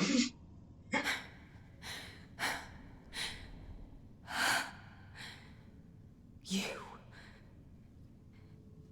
You. All that power. All that pain. It's too much. Too much for anyone. The things they've done to you. The lies. The betrayal. The endless fighting. Yet there you stand. Unbroken. How? Why? Real life? Christ. In this? Friendship and light and all that. Oh, where's my Jesus answer? You know why you saw. For those I have lost for those. Because no, I'm doing the last one. Because I choose to. It's a choice.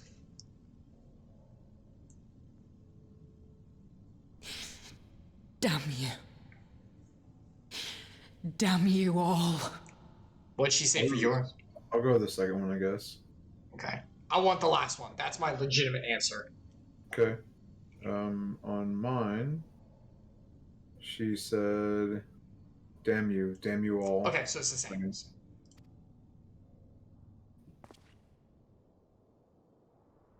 You still have time, Fordola. Think about how you want to spend it.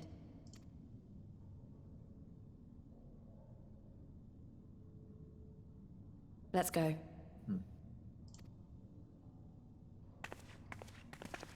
I like how the idea is that they're still going to execute her.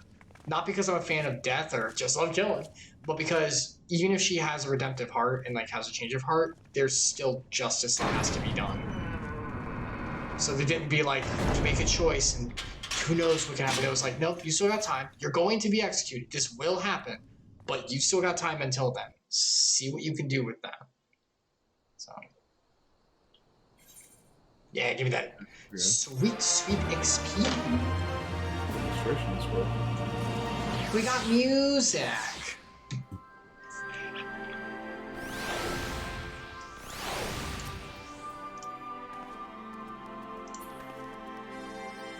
Can I use it now, or? Oh yeah, I can. Okay, there we go. Scroll. Yeah. I forgot how that works. I didn't remember. I did not remember. It eluded my brain. I don't know. I'm seeing what level am I? Oh wow, you're only level 6. I didn't find that. Alright, these. Sorry. I don't know that we solved anything exactly, but we've given Fordola something to think about at least. Oh, that's you. You're Arnfold. I thought it was Alfie now.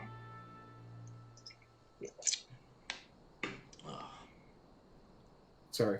You're good. And I've found something new to think about too. I don't know about you, insert name here, but the visions only come to me every now and then. From the way Fordola kept wincing, though, I get the feeling she's having them almost all the time. And that's a lot of bad memories to deal with. I wonder, could there be some fundamental difference between one who is born with the echo and one who has been artificially imbued with it?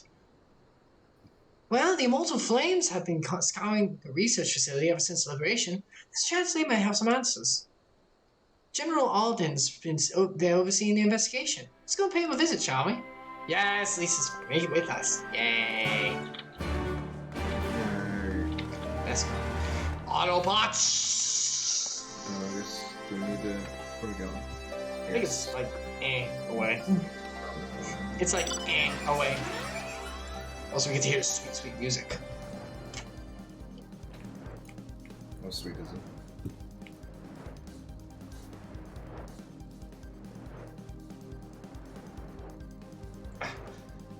Icarus, remember the daily savings was today. Big obligations for mental health. Cause like, there's changes for like, the amount of daytime and stuff like that? Well, yeah, way sunlight, lack of thereof affects people's... Okay, I was making sure I like knew what we were talking about. I assume that's what different. Yeah, daylight savings time. We got an hour back today. Yay! I like having an extra hour. That's nice. Yeah. Were we gonna get rid of that though? Well, some states have already agreed to, some states voted to and then agreed not to. Jeez. Phase of a city so much. I know. Depends on what's the top search on Google. Jeez. Yeah, okay. Well. Yeah, it happens. Yeah, darker months are harder to cope with. That makes sense. Environment has a big effect. No, there we go. I hope that I hope it helps, like, the dropping back thing. Well, it usually makes it a little bit worse, because it actually makes us have nighttime a little earlier. Oh. Like, as of last week, as of yesterday, sundown was about 7 p.m.-ish in most places. Now it's going to be about 6. Ugh, okay, that's not great. Yeah. More dark hours. But it's because it's going to be dark no matter what. We can't really stop that. It's just how... It's not the time... It's not the daylight saving time that affects that. It's just the position of the... Remember, if anyone's suffering with that kind of stuff, be sure to seek out help. There's stuff out there for you. NAMI, Psychology Today can get you connected, things like that. Very important. Take care of your mental health. It's just as important as your physical. Are you inside already? No, sorry. You joined. Yes, I joined, yes. Okay, sorry. That's good. I was running around. Oh. This place is huge. Oh, this is, Oh, this is where they're doing the, Yeah, it's the experiment place. The lab. Oh, we're for instance, can't see you. This here looks like anyone who's seen my Kingdom Hearts Chronicles stuff, you know what this looks like. It's freaking deep lore, the pods. Freaking, I bet Nomura had a hand in that. Pod people. Alright, roll on. Yeah, oh yeah. What news? You spoke with Fordola, I take it. It was one of them. Yes, as expected, she didn't say very much. Where's my accent going? But it wasn't a total waste of time. Arnvold noticed something odd about her. He thinks she may be having visions almost constantly, which is not how the Echo normally works. Have you found anything here might explain why it's so different for her? Well, we've been hard-pressed just to organize the research materials, let alone study them. To be frank, I'd welcome the Scion's expert assistance, if you have time to lend a hand. Well, Papa Lima's not here, so... She told us like the only one who could possibly figure this stuff out, probably. Maybe Alpha. Kale. Oh yeah, wait, yeah. Well, but Kale's she's recovering, so... She was in it, so she should know all about it. Alright, want to do the magic pod first? Like, where are you? I can't see you, so you have to tell me. I just walked to it, so yeah. Okay. Because there's a lot here. I'm interacting with the Ironworks pod, or the Magic pod now. Sorry. Okay. The device in which Krill was held seems even more ominous now you know its purpose. The surrounding pods are marked Supply Subject, while this one bears the label Master Subject. The Ironworks received a request from the Alliance to analyze these devices. I've been recording everything of interest. You know, also labeling. All the pods are designed to drain the aether of the occupant. Save that one right there. Unlike the others, the interior has been fitted with an array of sensors to measure etheric waveforms. To what purpose, however, I can't tell you.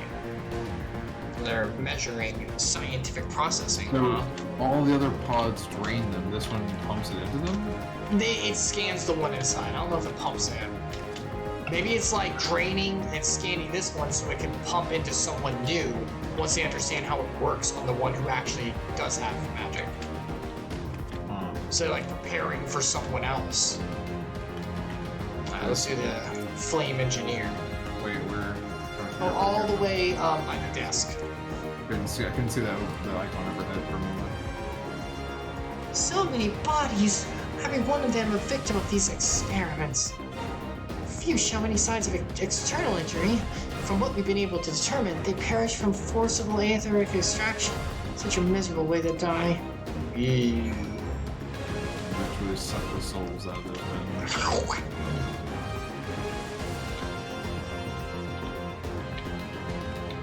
Alright. Robon, what you got to say? I know little unless of science, so any light you can shed on this facility's operations would be much appreciated. Insert name here. Shall we start with you? They were sucking people dry. They used the doohickeys to take out the magics. Taken in combination with the testimonies of Kale and Thancred, I do believe I see exactly what the Imperials were attempting here.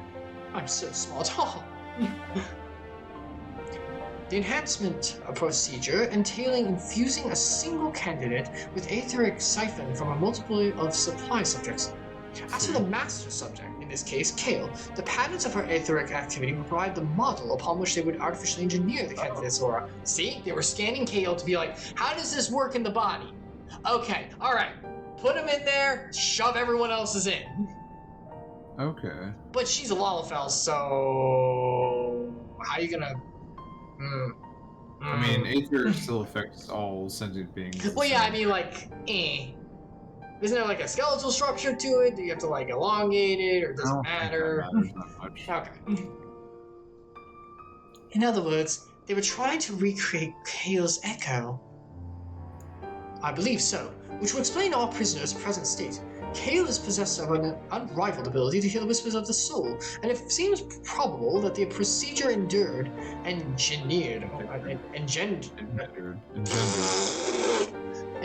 the same acute sensitivity in Fordola. Soldiers who guarded Fordola, many of them lost friends and family to the skulls. And there's a sentry at her door, day and night, if she can't help sensing their thoughts and seeing their past. So, being around people who... She hurt, and now she has to hear all of it over and over and over and over again. And she failed in her endeavors to turn the hurt into something helpful, which was the whole point, while they succeeded. So everything she did, and now she's having to relive, is, you did evil for no purpose, good job. Yeah. But you don't just see their past. You live it. All the emotions, all the pain. Imagine what it'd do to you. You'd never be the same again. You could have gone with again and then rhymed it. Again. Indeed. As you may recall, Hal... Isael? Isael, okay. Was completely transformed by a single glimpse of... Race Felgar. Race Felgar's past, thank you. Well, Fordola has been forced to experience the agony of those whose lives she destroyed. The guilt must be unbearable. That explains her request to be executed. Sounds to me like a kind of justice. Regardless, she can suffer on for now. We have more pressing matters to consider. Yeah, it's like karma. If the results of these experiments have been relayed back to Garlemald, there will be naught to stop the Empire from repeating the trick. They could give the echo to anyone, to an entire legion. We must be ready. We must learn all we can of these gods-forsaken procedures, and Fordola remains our best source of information. She'll not be getting her wish, not yet. It's time to pull and after World War II method and take the atrocities used and assimilate them for better purposes. That's a way to look at it. Right. Keep faith, lass. If you are to convince others to follow you, you must believe what you're telling them. People will respond to passion, but not if it's feigned. I understand. Thank you, General. We should leave the flames to it. Let's go. Off we go. Let's go do more good for people and get away from sadness. Another duty. Another duty. Another day, another duty. We reported to Raban. Now we talk to Lise again.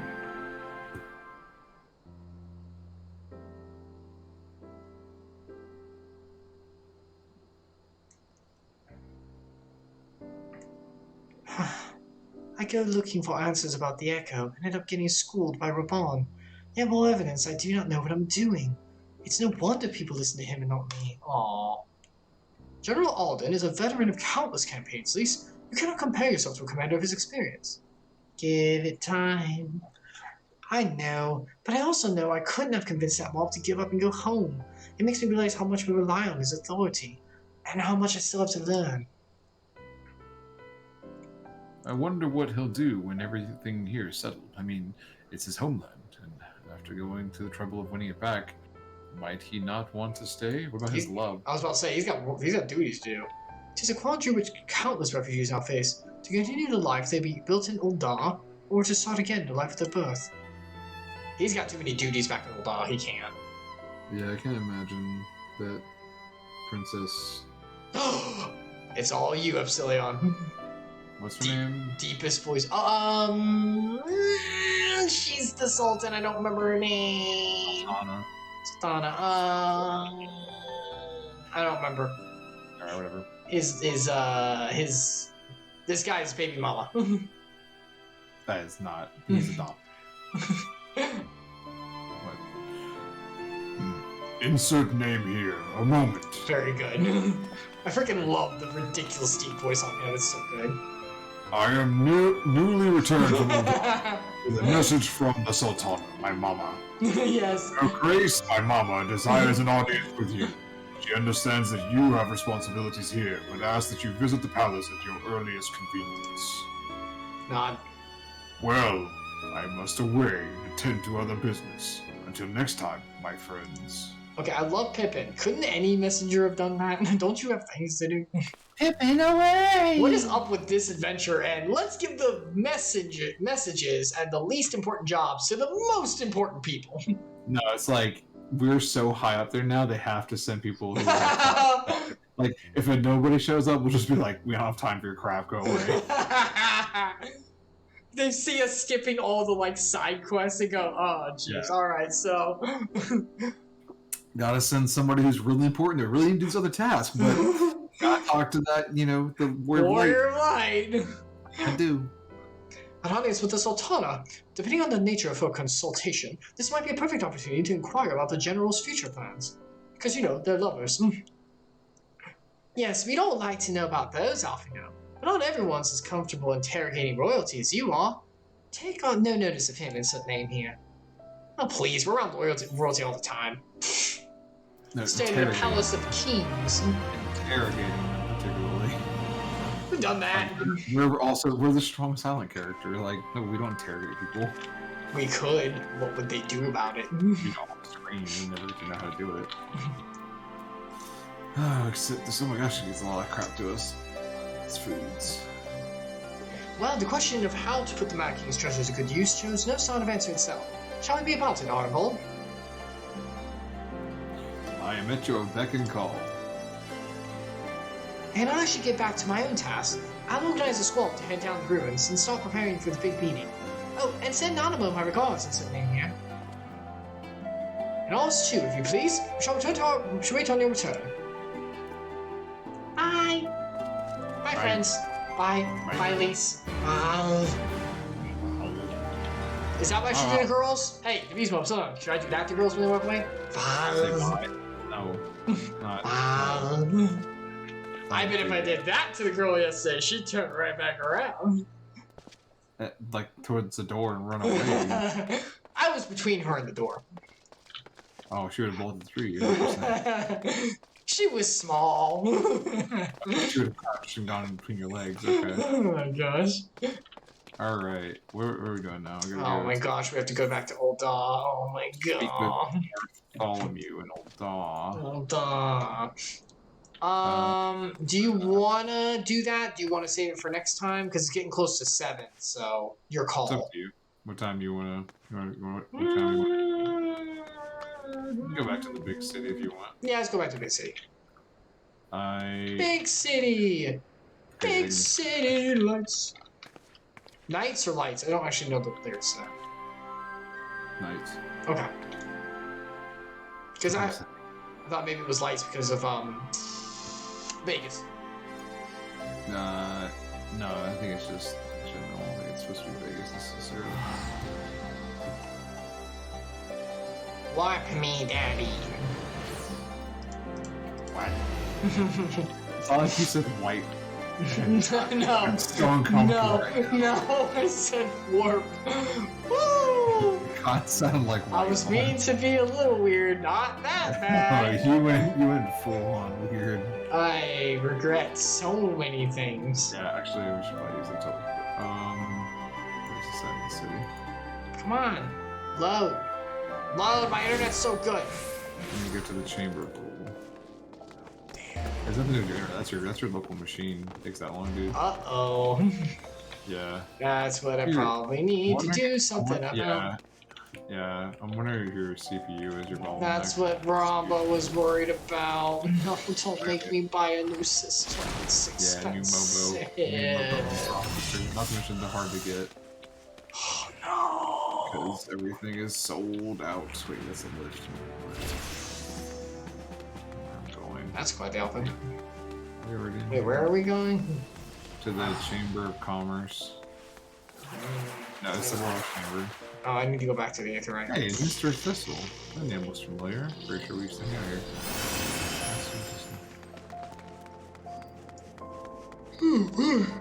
My goodness, there's so many people here. Aetherite. Royal. Oh, yeah. Royal. Chamber Row. Chamber Rule. There we go. I was about to say, that's the only royal looking one here. Chamber Rule. Chamber of Yeah, Rule. the application we're going is called the Royal Promenade, but there's no. Okay. We have to walk around to it. It's not that far. Why am I blind? Blind. You stay in the inner circle and just walk around it. No, stay in the inner circle. Crap. You fool. I'm sorry. I'm gonna run. Sprint. I could have done that, I guess, if I do that. I mean, you're already there. Like the opposite side, yeah, you just come to my dot. I can't see your dot. Follow the quest marker. I followed the quest marker, yeah. I didn't have the map up. I just had the mini map. Okay. Because I'm lazy. You are expected, my lord. Please proceed. Proceed.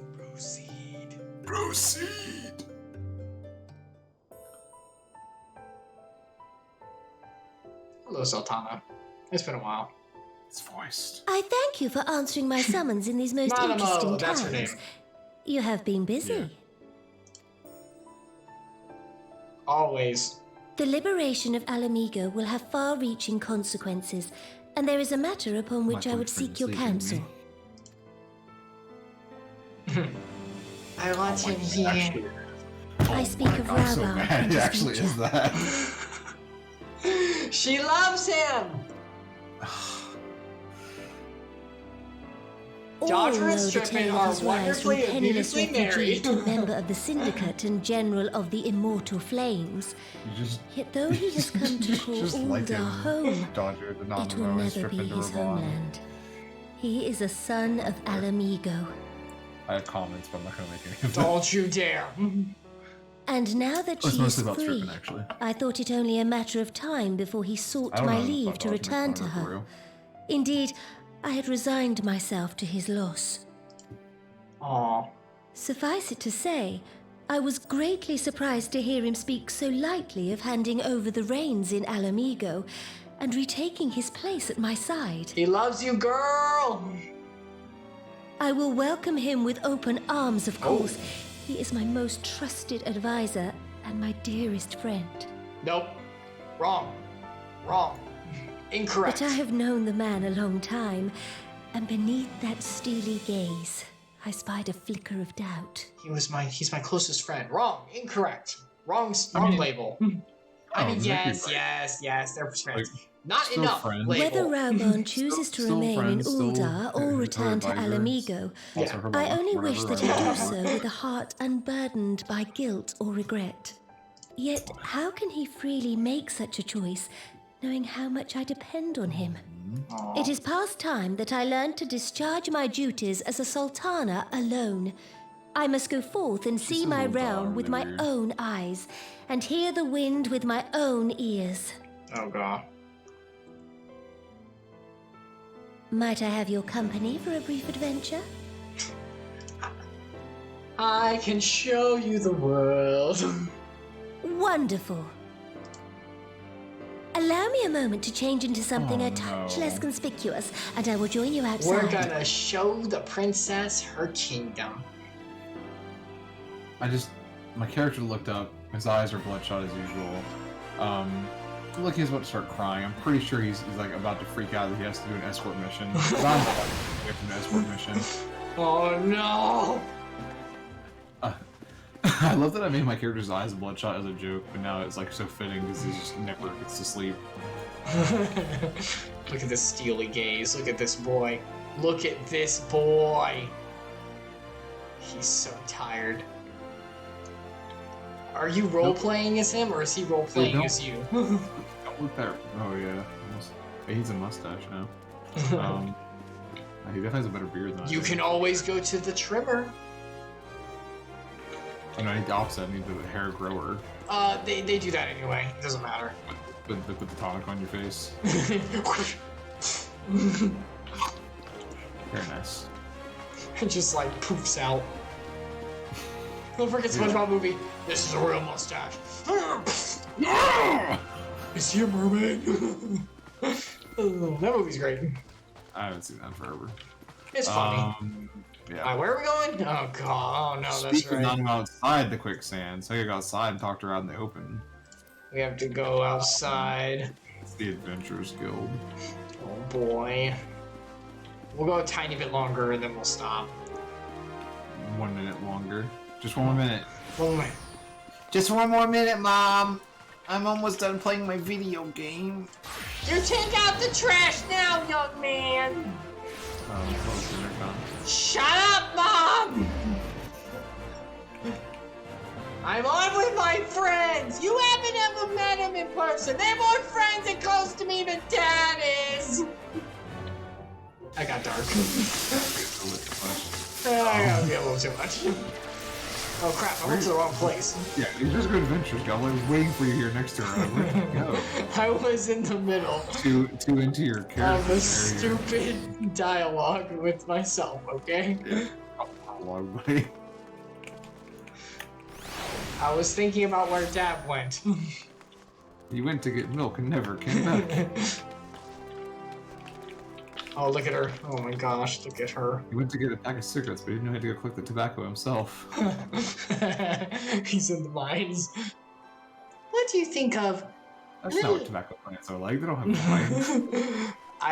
mines. You heard mines. Good. That actually is better. Oh, in the mines. No, I shouldn't have said anything. I was like, mines. He misheard it in a way that makes me look less stupid. Good. Don't correct him. I mean, the tobacco mines. Tobacco mines. That's where you find the mob rolls. You have to kill them and then take their plant off of them. Oh my god. That's a codename. That's a later version of Codename Kids Next Door thing, like the tobacco mines. Yeah. Wow. That's the dark side of Codename. Look at bunny girls. Oh my god. I kind of want to become a bunny girl. No, it's Sunday. I'm not on that part of the internet right now. No, I refuse. Must not change. Must stay to what we are. Oh man, so I went to Disney. What? What? How's this connected? And they changed the celebration at the end for Magic Kingdom, like the new fireworks show. Mm-hmm. And so they project like sequences from Disney movies and classic, characters and stuff.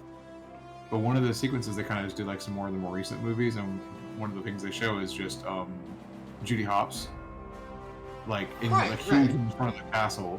And as soon as she flashed, I was like, oh yeah, that movie Zootopia, I forgot about that. And then I was like, oh man, all of the weirdos on the internet must love this. That was the first thing, literally the first thing that came to my head was, oh, internet perverts must love this. And they changed the castle to have a giant Judy Hopps. That's all I could think of. I was like, man, the internet sucks. Welcome to the internet. Go ahead and look around. You ever heard that song by what's his name? Yeah. Yeah, I was like, oh, I don't know the artist, but I do remember the song. Okay. Alright. What do you think of Lilira, the merchant's daughter? This is the disguise I don when I wish to leave the palace and observe my subjects unnoticed. Oh, she really is pulling Jasmine. Or, yeah, the Emperor's New... Isn't that the Emperor's New... What is it? I can't think of the name of it. Emperor's New Groove? No, well, that's the Disney remake of the story, but the idea is they changed the clothes, changed the disguise to come be amongst the people. It's like what's it called? Undercover Boss or whatever. It's the same idea. It's all the same concept. Ordinarily, Papashan? The crap was on. Would accompany me, but for this particular outing, I need an advisor, not a minder. And that is why I requested your company. For the course of your... Papashan, is that the maid? I think that's her maid. Where's your many adventures? You have met people from all walks of life, in every corner of Eorzea. I'll make use of your worldly experience. Haha, I'm worldly and experienced here in the streams of Eorzea. No, Eorzean experience, yeah. That one you have. Yeah, that one I have. What about the real world? Well, you see. Yeah, Yarth experience you have. For that. Then let us be on our way. You got a lot more. You're pretty good. Our first destination is Stone's Throw, just beyond the Gate of Null. Now. Wouldn't it be a stone's throw away? I mean, it's just throwing stones away by making stone of the gates of Null.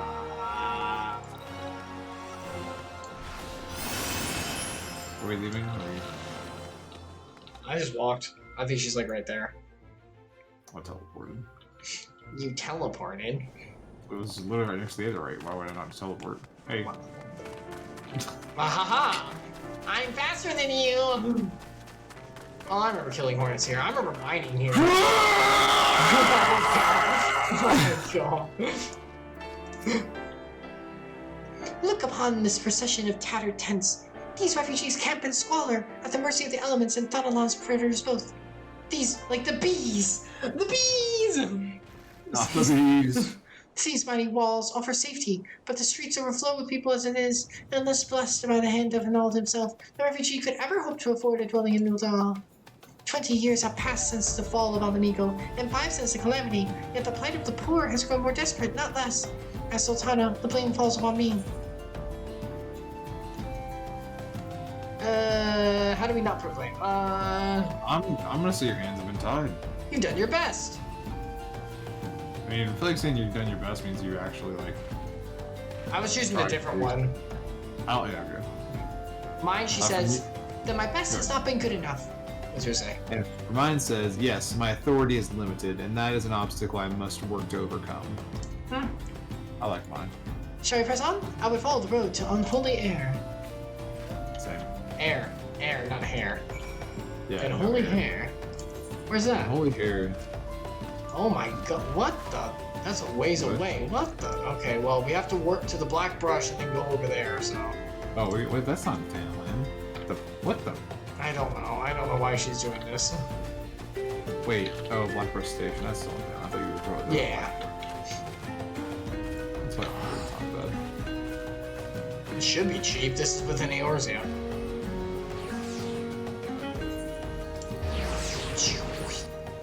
No, it's only cheap because it's just so close to us. Oh, you know what? Yes, I was just about to say. Shield to fly here. Autobots, transform and roll out. Roll out. See, we can actually transform. Yeah. Ride a boat. This is so cool. Surfboard boat. With a Silver Surfer.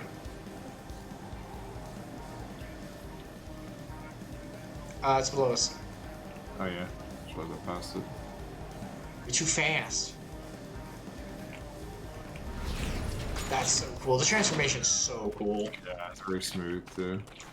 I mean, the toxic toads are still kind of scary looking. Yeah, a little weird. It was here, in this unholy, unremarkable place, that my mother and father met their doom.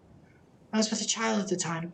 My parents were returning from an inspection of our interests in eastern Thanalan when an untimely rock slide crushed their carriage. Jesus Louise. To this day, it is not certain if the incident was simple misfortune or an expertly planned assassination. Obama once offered to reopen the investigation, bring me the truth he assumed I must surely crave. I refused.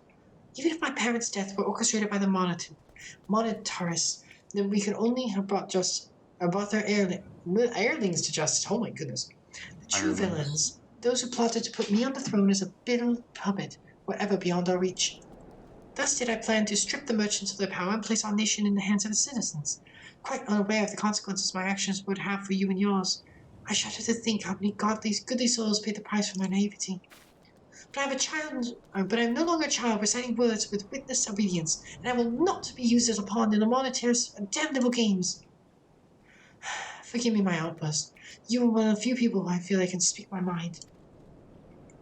Come, let's return to Ul'dah and visit the Colosseum. Okay, alright, sure.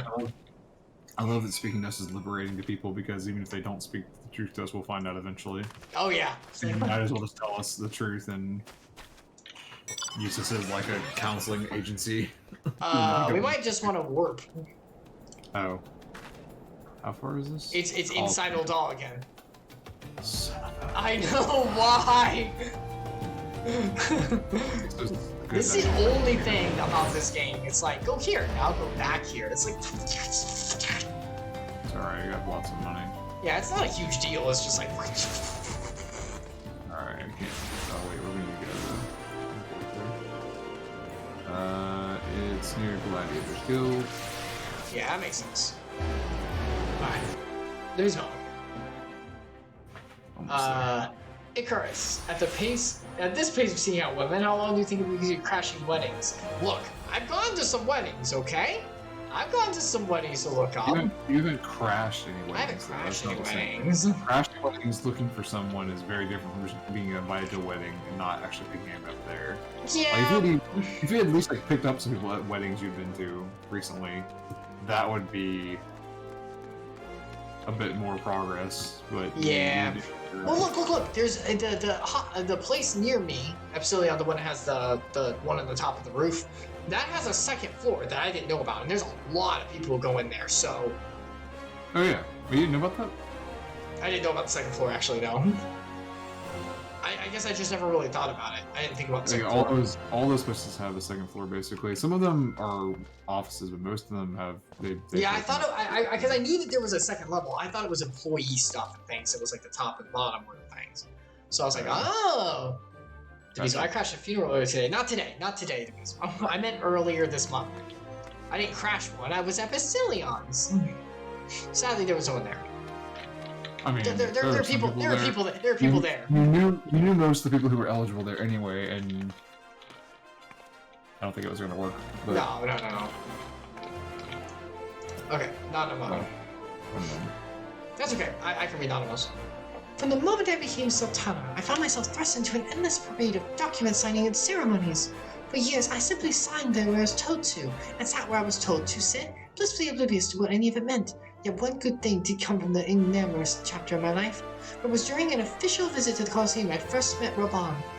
The match I had been invited to attend was not at all what I expected. They pitted the Bull of Alamigo against some dozen or so rival gladiators. Blinker though I was, I would not stand for so obvious an injustice, and demanded to see a fair fight, one man against another, and my royal wish was duly granted.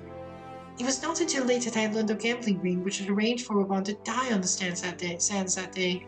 Regardless, my intervention meant that Romping had a single opponent to dispatch, which he duly did, and when he knelt before me to receive the winner's purse, he swore that he would one day offer me his blade in service. Surrounded as I was by liars and manipulators, I confess I dismissed it as a pleasant piece of theatre. The theatre. I dismissed it as the theatre. But as you know, Romping is a man of his word. Though it took him another 5 years to fight on the blood sands, he amassed a fortune so great as to buy not only his freedom, but a seat on the syndicate, and then I had my blade. Aww, that's sweet. Are we gonna see that? Oh no. Are we getting a flashback? Yeah, we are. Come to my place. Sorry, I didn't realize it was gonna do all this. That's fine. Look at them. Oh, look, he has 2 arms. Oh, jeez.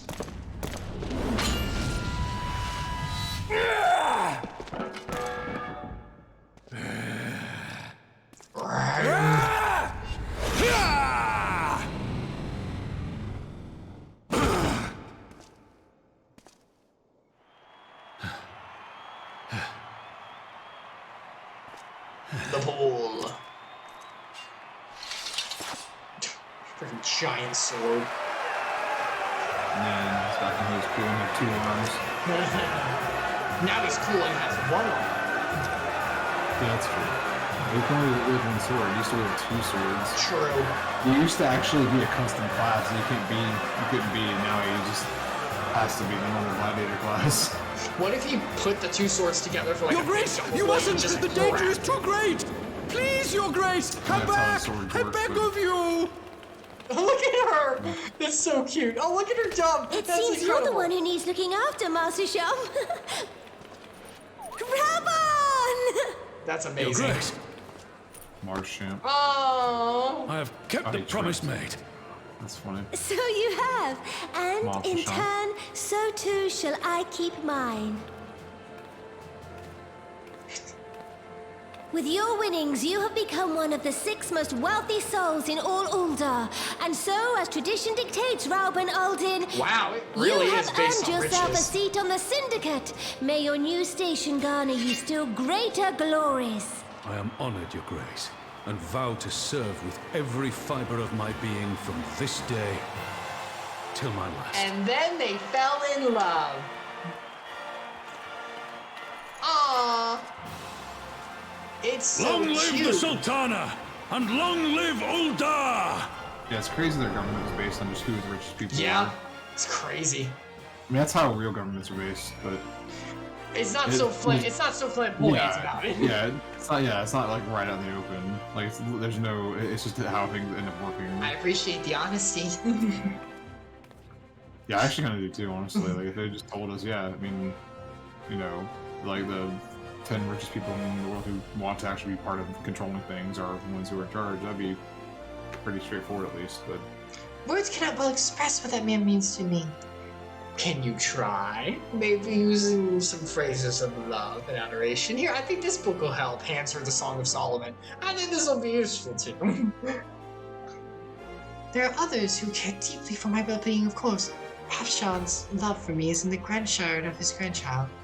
But upon matters of governance, I cannot turn to bodyguards and maidservants for counsel. Raban, the authority of his syndicate position, was the first sword I could wield. He was the only edge which could cut the strings that bound me. Vitality, piety, spell speed, I guess piety. Yeah, this one. Piety. Yeah, the last one I think is the best for me. I get the stewed river bream for me. You must make haste. My absence will not go unnoticed by the Sultan so long. No place I will visit. To the to the next one. Let's finish escorting her and then we'll stop. I want to go on ahead and finish that. Arzeneth Osari. I don't even know either. That was a weird name. It's Alright, over next to Thaumaturge's Guild. Thaumaturge's Guild. Where's the... It's right outside. I see it. Took a second to figure out that's where we were. You okay? Yeah. Bet.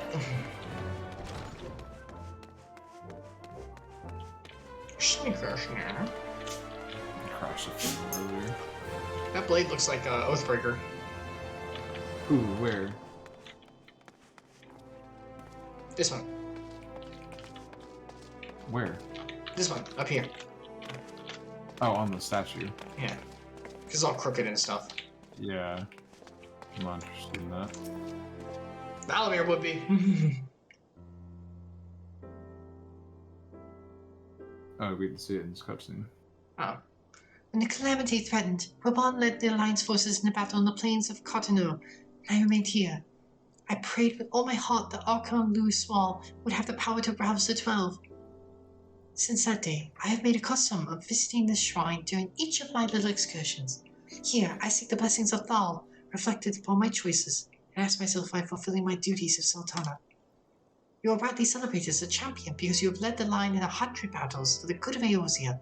In much the same way, I believe the measure of a monarch lies in how she leads her people in times of adversity. If I am to be a Sultana worthy of the name, I cannot turn a blind eye to the troubles facing Ul'dah. I have chosen my path instantly here. With Alamigo now freed from imperial chains, I finally see a way to aid the refugees. Yeah, you do that. Already, my dispatched Alamegans seek to begin the long trek home. To facilitate that process, I have a small contribution, an artisan school in Rogo's Reach for any who wish to learn new trades. Realistically, however, it will take years for such training to yield the tangible benefits. But we do not have years. The people will need shelter and employment if they are to survive, and this time the Ul'dah Treasury shall provide. Precisely where and how to allocate the necessary funds is, of course, another question. Yes, practicality. Might you ask a member of the syndicate for advice? Why not take advice of one who employs refugees? I think the first one's the best answer. Really? Isn't the syndicate like crooked? I think that's a subtle way of saying ask the syndicate for money because they should be paying for this to help the people. Oh, okay. You go with that one. I go with number 2. Okay. That's a good way of looking at it, actually. That's why I think that it's supposed to be subtext for, but... What does yours say? Mine, she says, a wise suggestion. Mayhap a visit to the Gold Saucer is in order. Its proprietor is a member of the syndicate, and he is one of the few who pay refugees a fair wage. Wait, is that... It's the same one. Is that... Manderville? Like, it's our guy? Or it's the other guy? It's like Tedalagi or whatever. Oh my gosh, is it Manderville? Dad did not explain the section data. They make a way to the landing. The culprit should be only too glad to receive us. Is it Manderville? And that's the one who... yeah, it's Godbert. Is it his dad? Is it his dad? That's his dad, right? Yeah. Oh my gosh, I can't wait to get back to those quests. Oh my gosh. That's another reason to finish all the story stuff. We can go back to it anytime we want, technically. Yeah, I want to finish the story stuff first. I really want to get through Shadowbringers. I'm very, very curious because I hear nothing but good things. Yeah, so Shadowbringers. I'm like so curious about it. I think it's chugging a little bit. What the frick? It's chugging. A little bit. Yeah, a tiny bit. Man, I wonder if my CPU is on. Please. And it could also be a heating issue if it doesn't start doing that right away. We had heating things replaced, remember? Better dang well not be. Your fans? What do you mean? What heating things? Oh, wait, no, that was a power supply. Shoot. Yeah, your power supply. That could also be a problem, but if it's... we just replaced that. That better not be. If it's not like... I mean, if you replace it with a bad one, it could be a problem, but... Better not be. I bought some. Better not be a bad one. Oh, I want my money back. It's not like you bought one and it went bad. I mean, like, you buy a low-end one for a cheap amount and they crap out because that's what they do. Like, that's what... Oh my gosh. These are ratings for a reason. Like, it does mean something. That's why I tried to tell you before when you were looking at them, but... We'll see. I don't know. I'm not saying we gotta look at what's actually happening. We gotta look at the behavior because it just starts having a hard time, like, when you're in a really hard load, like that new game that's not optimized, which... When I was seeing that on the stream the other day, you can't optimize the game. Optimize means the developer has actually made it so it doesn't waste things inefficiently, basically. Where are we supposed to be going? I think we'll actually stop there because it's getting a little late. Because we're going to an entirely new place. I think this would be a good place to stop. If that's okay with you too. Yeah, I'm trying to figure out how to get to where that is now. It's been a while. I'm gonna stay here. Where is... This should be the airship landing. Yeah, it is. Can you warp there? Yeah, you can. It's the bottommost option. All the way underneath everything else. Including outside. I have to walk to the nearest warp point. Where is... This isn't it. Where is, Excuse me. Sorry. What is she? The adventurers? I want to go to the bed. Where is the bed? It's in one of the guilds. It's one, maybe the gates inside, actually. I think I found it. I found it. Okay. I'm just gonna wait here. It's not fair. I want to go. I want to roleplay getting into bed. You have to actually take a lift to get out of here. Once you teleport down, there's no warp point to get back out from. Oh. So. Oh. So you already screwed yourself. I mean, I just didn't care anyway. So you already chose the poor option. What? Okay. All right. Oh no! Before you log out, are you logged out yet? No. What's the name of the quest? A Sultana's Duty. A Sultana's Duty. I always forget to grab it. I grabbed the first one. I have that, but I forgot to grab the second one. I always forget. Oh, good. Okay. All right, Epsilion. Thank you so much. That was so much fun. I appreciate it. Yeah. All right. Lots of fun. All right. Lots of fun. Okay. We'll talk about the next time we do this because I think we're going to start doing it on Fridays, right? Because the whole Vesperia is moving to Sundays and all that. So we've got a couple weeks anyway, because we got to wait another 2 weeks before we jump in again. So we'll see how Desperia stuff goes anyway, and we'll take a look. Which that should be fine for next Sunday, by the way. We should be good to go. That's not. Yeah, that's fine. That's fine.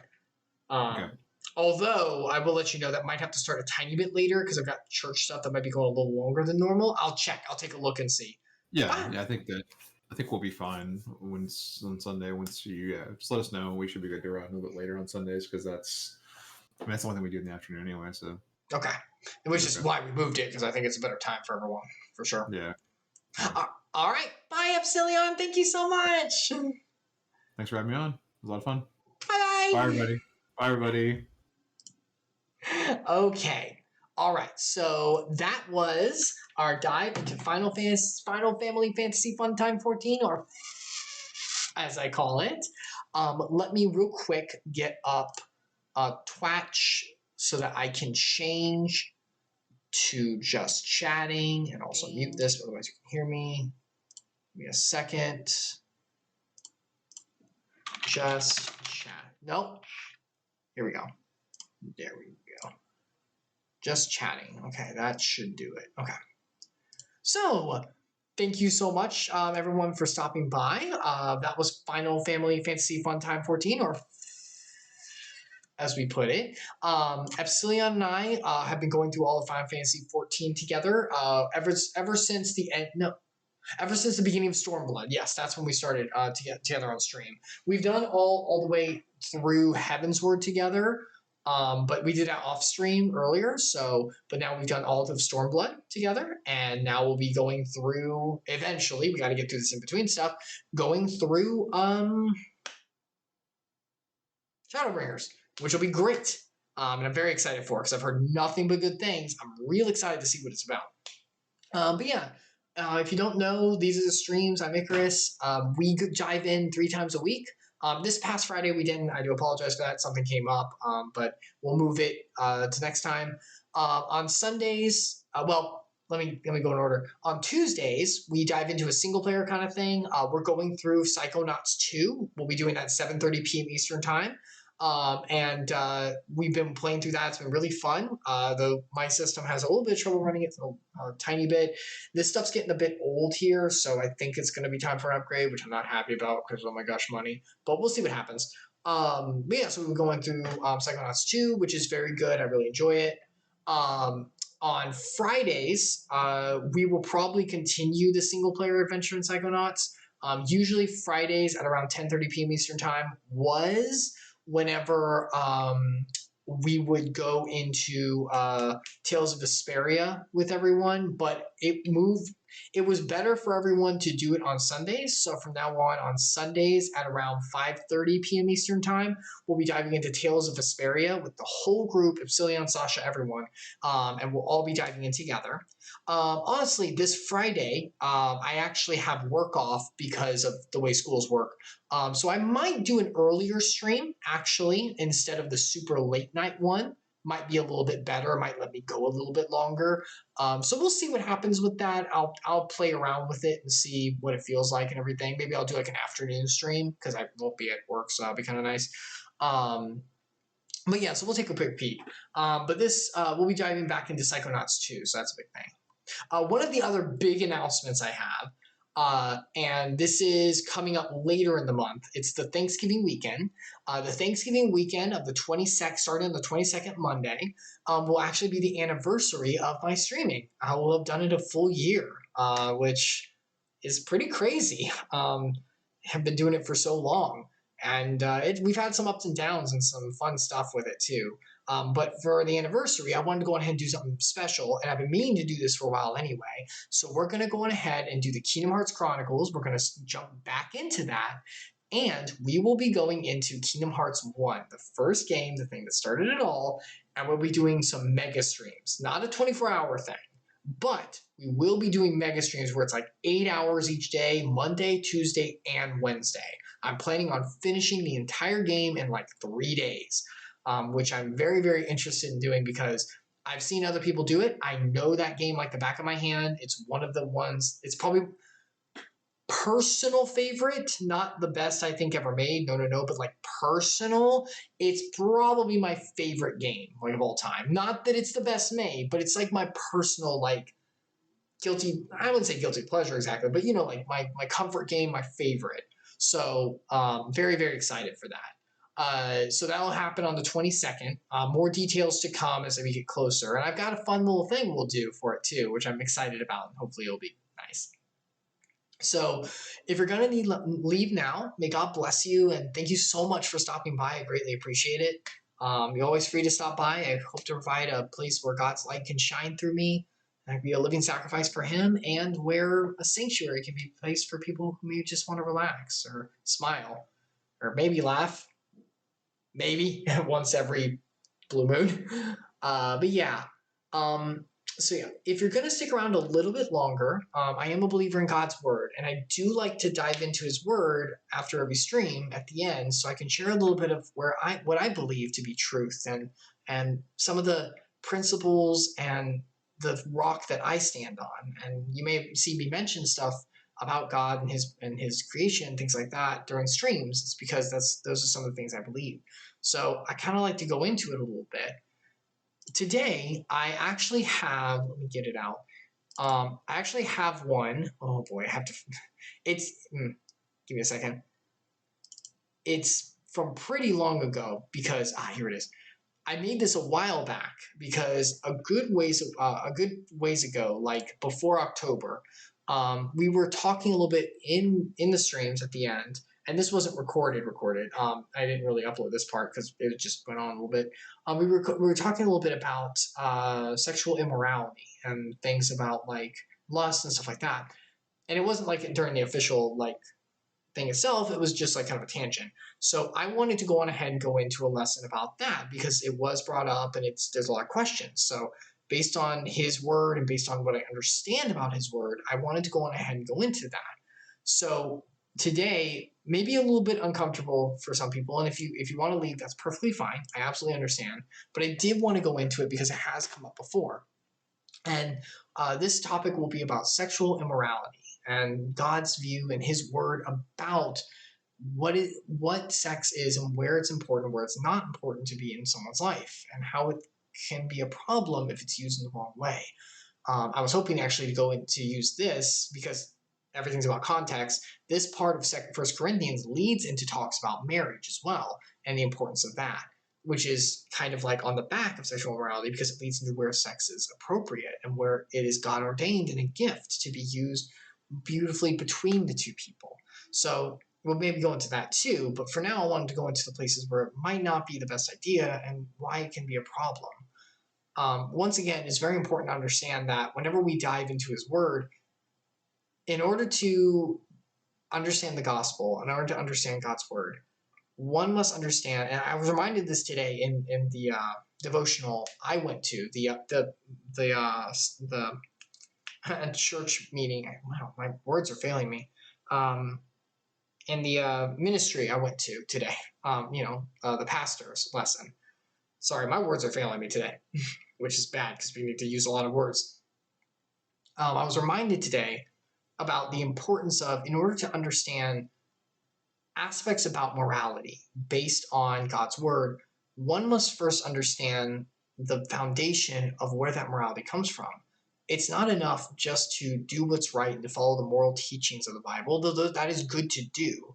What's important to remember is that these teachings are based on the understanding that God is truth. He is life, he is truth, and all righteousness comes from him. As such, it's important to remember that anything that's morally talked about is talked about that way because it's God's law and because it's his righteousness stating what is right and what is wholly acceptable. So in going into an aspect like sexual immorality, some of the reasons that it's not okay to be sexually immoral and some of the standings of the morals and virtues placed here is because of the relation for us to God. So I will be going into it from that viewpoint because that's what I believe to be truth. Now, everyone might not agree with that, and that's okay, but I am preaching from God's word. This is his word, and I believe it's truth. And as such, I won't back down from stating that the truth is in relation to the God that it's talking about, to our Savior, to the one who died for us, and the one who holds responsible for justice and righteousness. And as such, it's going to have relations to him all the time. One cannot read the Bible without the relationship to God. I mean, that's like trying to understand physics without being able to do math. Like, the base foundation of what is needed is the source of how everything functions within the book itself.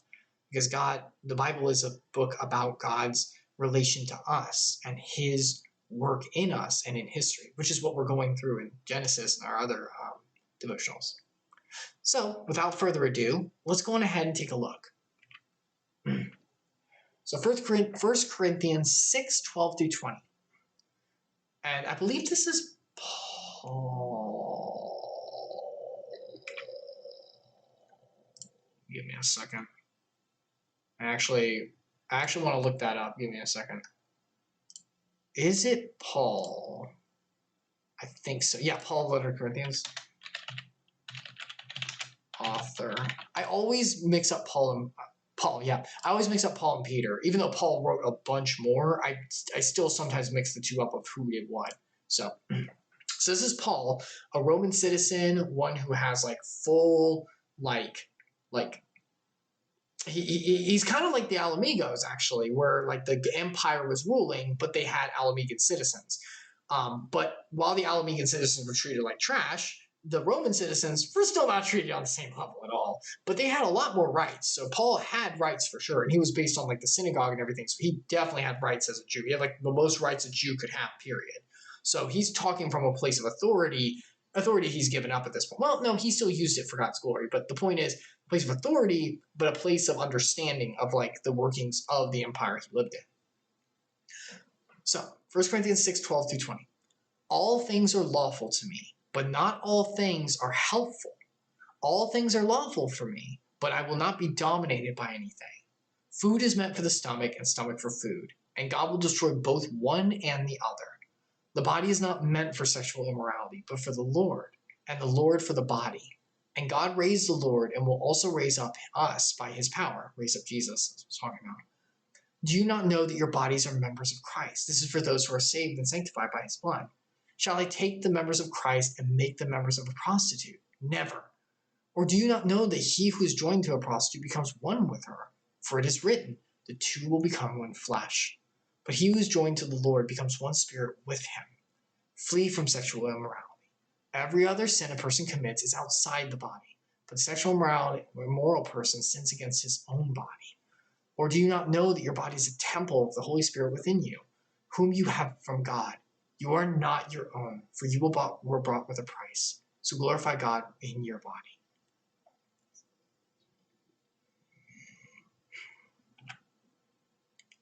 So this has a lot of pieces to it and a lot of important remembrances about the body. I know there's a lot of talking nowadays, a lot of ways. I'm not going to go into a lot of debates about stuff, but there's a lot of things about like whose body belongs to who and how it works and stuff like that. From a biblical perspective, it's always understood that our bodies do not belong to ourselves. We did not make them. We have no rule over them. We don't even keep them functioning. We take care of them to a degree, but we don't even make them work. They're given by God. He created them and he gave them to us as God-breathed gift, just like he did with Adam. Without him, none of us would function. So it's important to understand that going forward. So the first thing that's talked about in verses 12 through 13 is something very important that I think is very hard to understand in the world sometimes, but is a very important thing to understand. The difference between can and should. The verse says, all things are lawful for me, but not all things are helpful. All things are lawful for me, but I will not be dominated by anything. There's an important distinction when it comes to doing what's right, and just in the secular world as well, putting the Lord aside for now. Sorry, God, just to make that of what one can do as opposed to what one should do. Many things people can't do. Honestly, Barambo said it a lot last night. Well, you can do that. He was saying it a lot as a joke, but he meant it is true. There are a lot of times that we were like, I don't know if I can. It's like, you can, should you, are you going to though? anyone can do anything or a lot of options, but that doesn't make it the right choice. In Proverbs 14:12, there is a way that seems right to man, but its end is the way of death. The Bible talks all the time about man being right in his own eyes, about us being blinded by our own morality and what we think to be right. I mean, let's use the story we were just in. What is her name? No. Fordola. She was treated terribly as a kid and ostracized. In her eyes, in order to make things right, she needed to sacrifice anything from anyone to do it. In her eyes, she thought she was right. She thought her sins were okay in her own eyes. I know we know the atrocities for it, but genuinely in her eyes, she thought she was okay because she justified it to herself. And usually not to that great of an extent, but to a lesser extent, we humans do that all the time. We justify what we want and what we think to be right because we reason through it with practicality, with procedure, cause and effect, things like that. But just because we think it's right doesn't mean, just because we can do it and we think we should, doesn't mean it's the right thing to actually should do. Romans 7:15. For I do not understand my own actions, for I do not know what I want, but I do the very thing I hate. We human beings think that there is a way that, because it can be done, sometimes we think that, we should be able to do it to some degree. That's not necessarily the case. Just because it's something that can be done doesn't mean it should be done. We can go out and live by our feelings. We can yell back and retaliate to those who wrong us because they wronged us first, so we have the right to yell back. Yeah, we can, but does that help us? A lot of the times in my counseling, I go by helpful thoughts and unhelpful thoughts. Unhelpful thoughts can be true and can still be done, such as if someone punches us, well, they punched us, that was wrong. I have the right to swing back. I can. Yeah, we can swing back. We have the ability to, and in some ways we're justified in doing so. But should we? Well, they hit me first, so I have the right to. But what does that do for us? Well, it gives us some satisfaction in the moment, but it creates more bitterness between us and the other person, and sometimes can end us up in trouble, or at least ruin the rest of our day. It's not necessarily something we should do. Just because we think it may be something we should do, or be right in our own eyes, and we can, doesn't mean it's the right way. And as Romans 7:15 talks about, I understand my own actions, for I do not understand my own actions, for I do not do what I want, but I do the very thing I hate. We do a lot of the things that we can do, and we realize we end up hating them because they end up with an outcome that we didn't want. But in the moment, it was fine. It's doable, and it's not wrong. It's lawful, so doesn't that make it okay? Not exactly. It's lawful to yell at someone else in anger. There's nothing unlawful about that. Well, unless some hate crimes actually start becoming a problem, which I don't think is a good thing. Look, people want to be mean, they can be mean. But that's, But just because we can do it doesn't make it the right thing. So that's a very important thing to understand, is the difference between can and should, because it goes into what's later in here as well. So the other part of this verse is, I will not be dominated by anything. What a person wants in flesh enslaves to death. Romans 6:20-21. For when you were slaves of sin, you were free in regards to righteousness, because we didn't care about righteousness. We just cared about ourselves and what fulfilled whatever we could do and whatever in our eyes thought we should. But what fruit were you getting at the time from the things which you are now ashamed? The end of those things is death. Food is meant for the stomach, stomach for food. God will destroy both one and the other. Body is meant for sensuality with the Lord, and the Lord for the body. We can do a lot of things in life. And sometimes there's not immediate consequences for them. And it's like, well, I don't care about the morality the Bible says, because I can still do it and I'm fine and there's nothing illegal. So I'm not hurting anyone. I hate that argument. So what's the problem? Well, the problem is that if we understand that righteousness is from God, if we accept that, which we have to accept that first, and if we don't, that's okay, but understand that we can't have this conversation past there. If we understand that righteousness is from God, that fruit that is away from God, because it's the things we shouldn't do, is getting us ends that we don't want and things that might make us ashamed or that might hurt us in the long run. And the ultimate ending is death because of separation from God.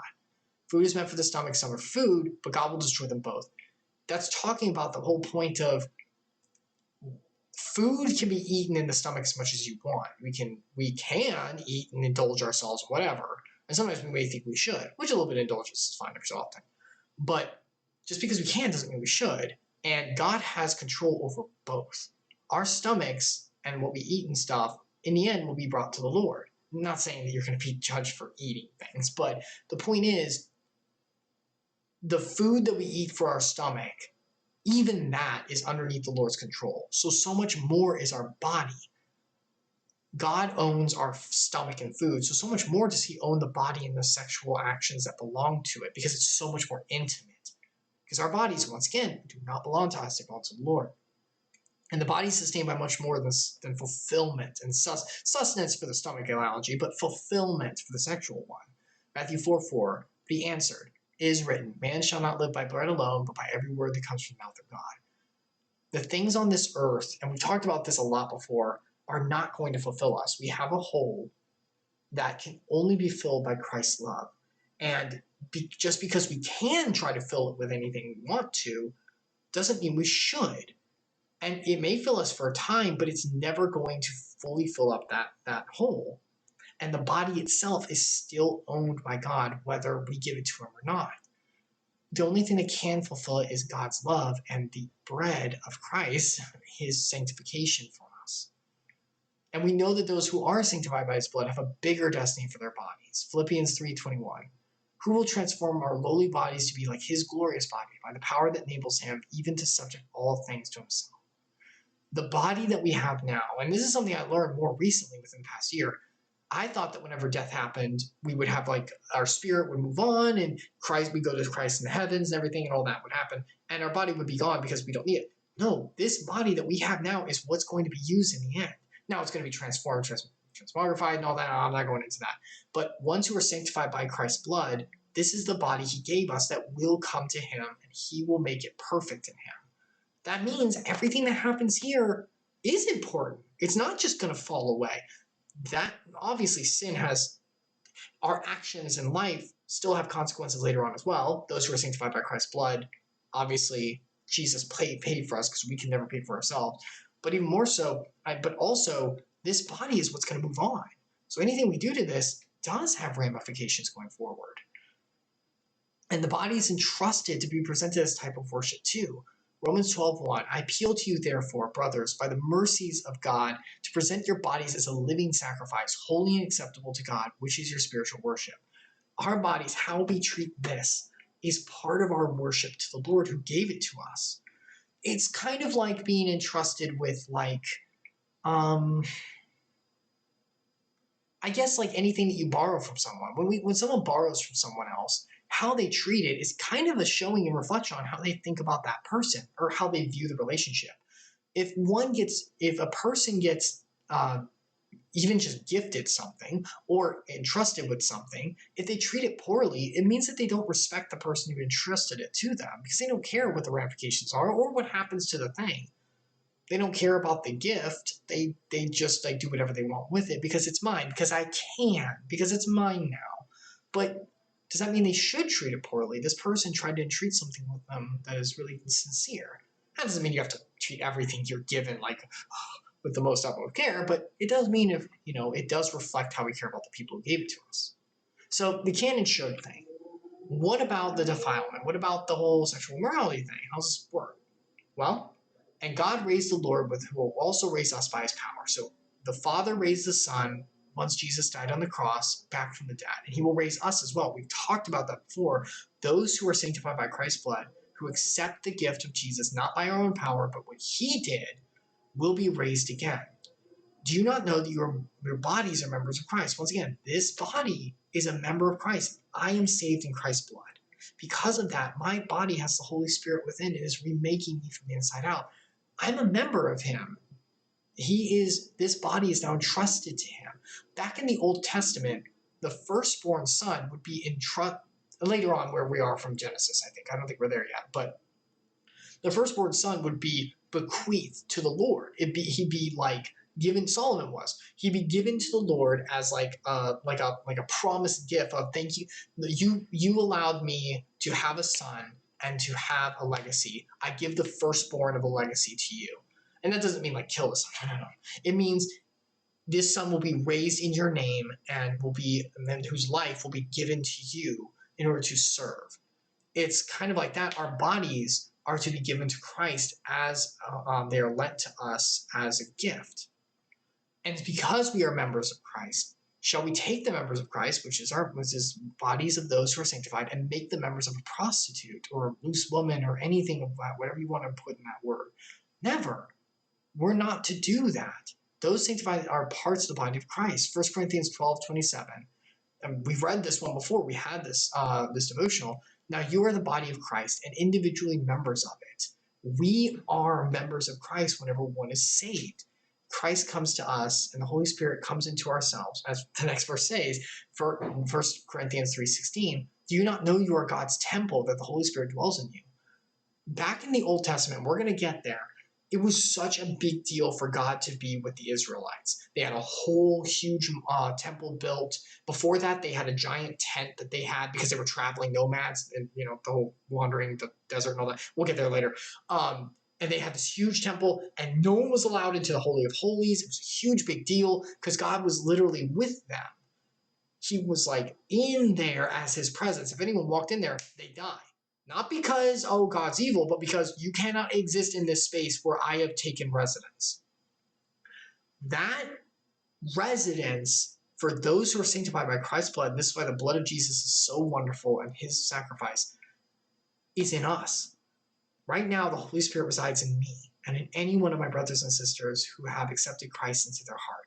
That jewel in the clay pot that we talk about. That means this is a temple for him now. This is that temple.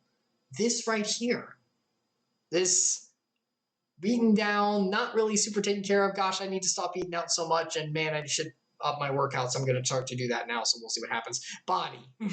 This is that, which means this and how I treat this is so important for honoring him. And I need to treat it right because it is that temple, that pristine place for him and is now in me. Or do you not, in verse 16, or do you not know that he who is joined a prostitute becomes one body with her? For it is written, the two shall become one flesh, but he who is joined to the Lord becomes one spirit with him. When a person goes in, and that's why in the Old Testament, the English version, I know that, we're not going back to all old like Hebrew stuff, Greek, but the English version of, and we've kind of covered this in Genesis before, of having sex with someone is about, what was the terminology? Went into, I believe, like went into or something like that. It's basically like going into someone or something like that. It's because the two are joined. They enter one another. I know it's kind of graphic. I'm sorry, but it is important. Enter into one another. They become one flesh. And God did, I know for a fact, God did that on purpose. There's a symbolism there. It's not just about, the practicality of how the scientific biology works. Of course, that's important. That's how the scientific aspects work.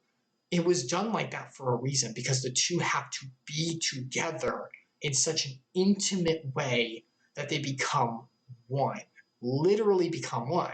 Now, obviously, you can split back up and stuff, but it's a symbolism of that. The two individuals giving to each other with full vulnerability in the most vulnerable way of nakedness and everything together to become one. That is such an intimate thing and is set up in the beginning, since the very beginning, Genesis 2:24. We read this. Therefore, a man shall leave his father and mother and hold fast to his wife, and they should become one flesh. This was set up from the very beginning. That's why marriage is God ordained.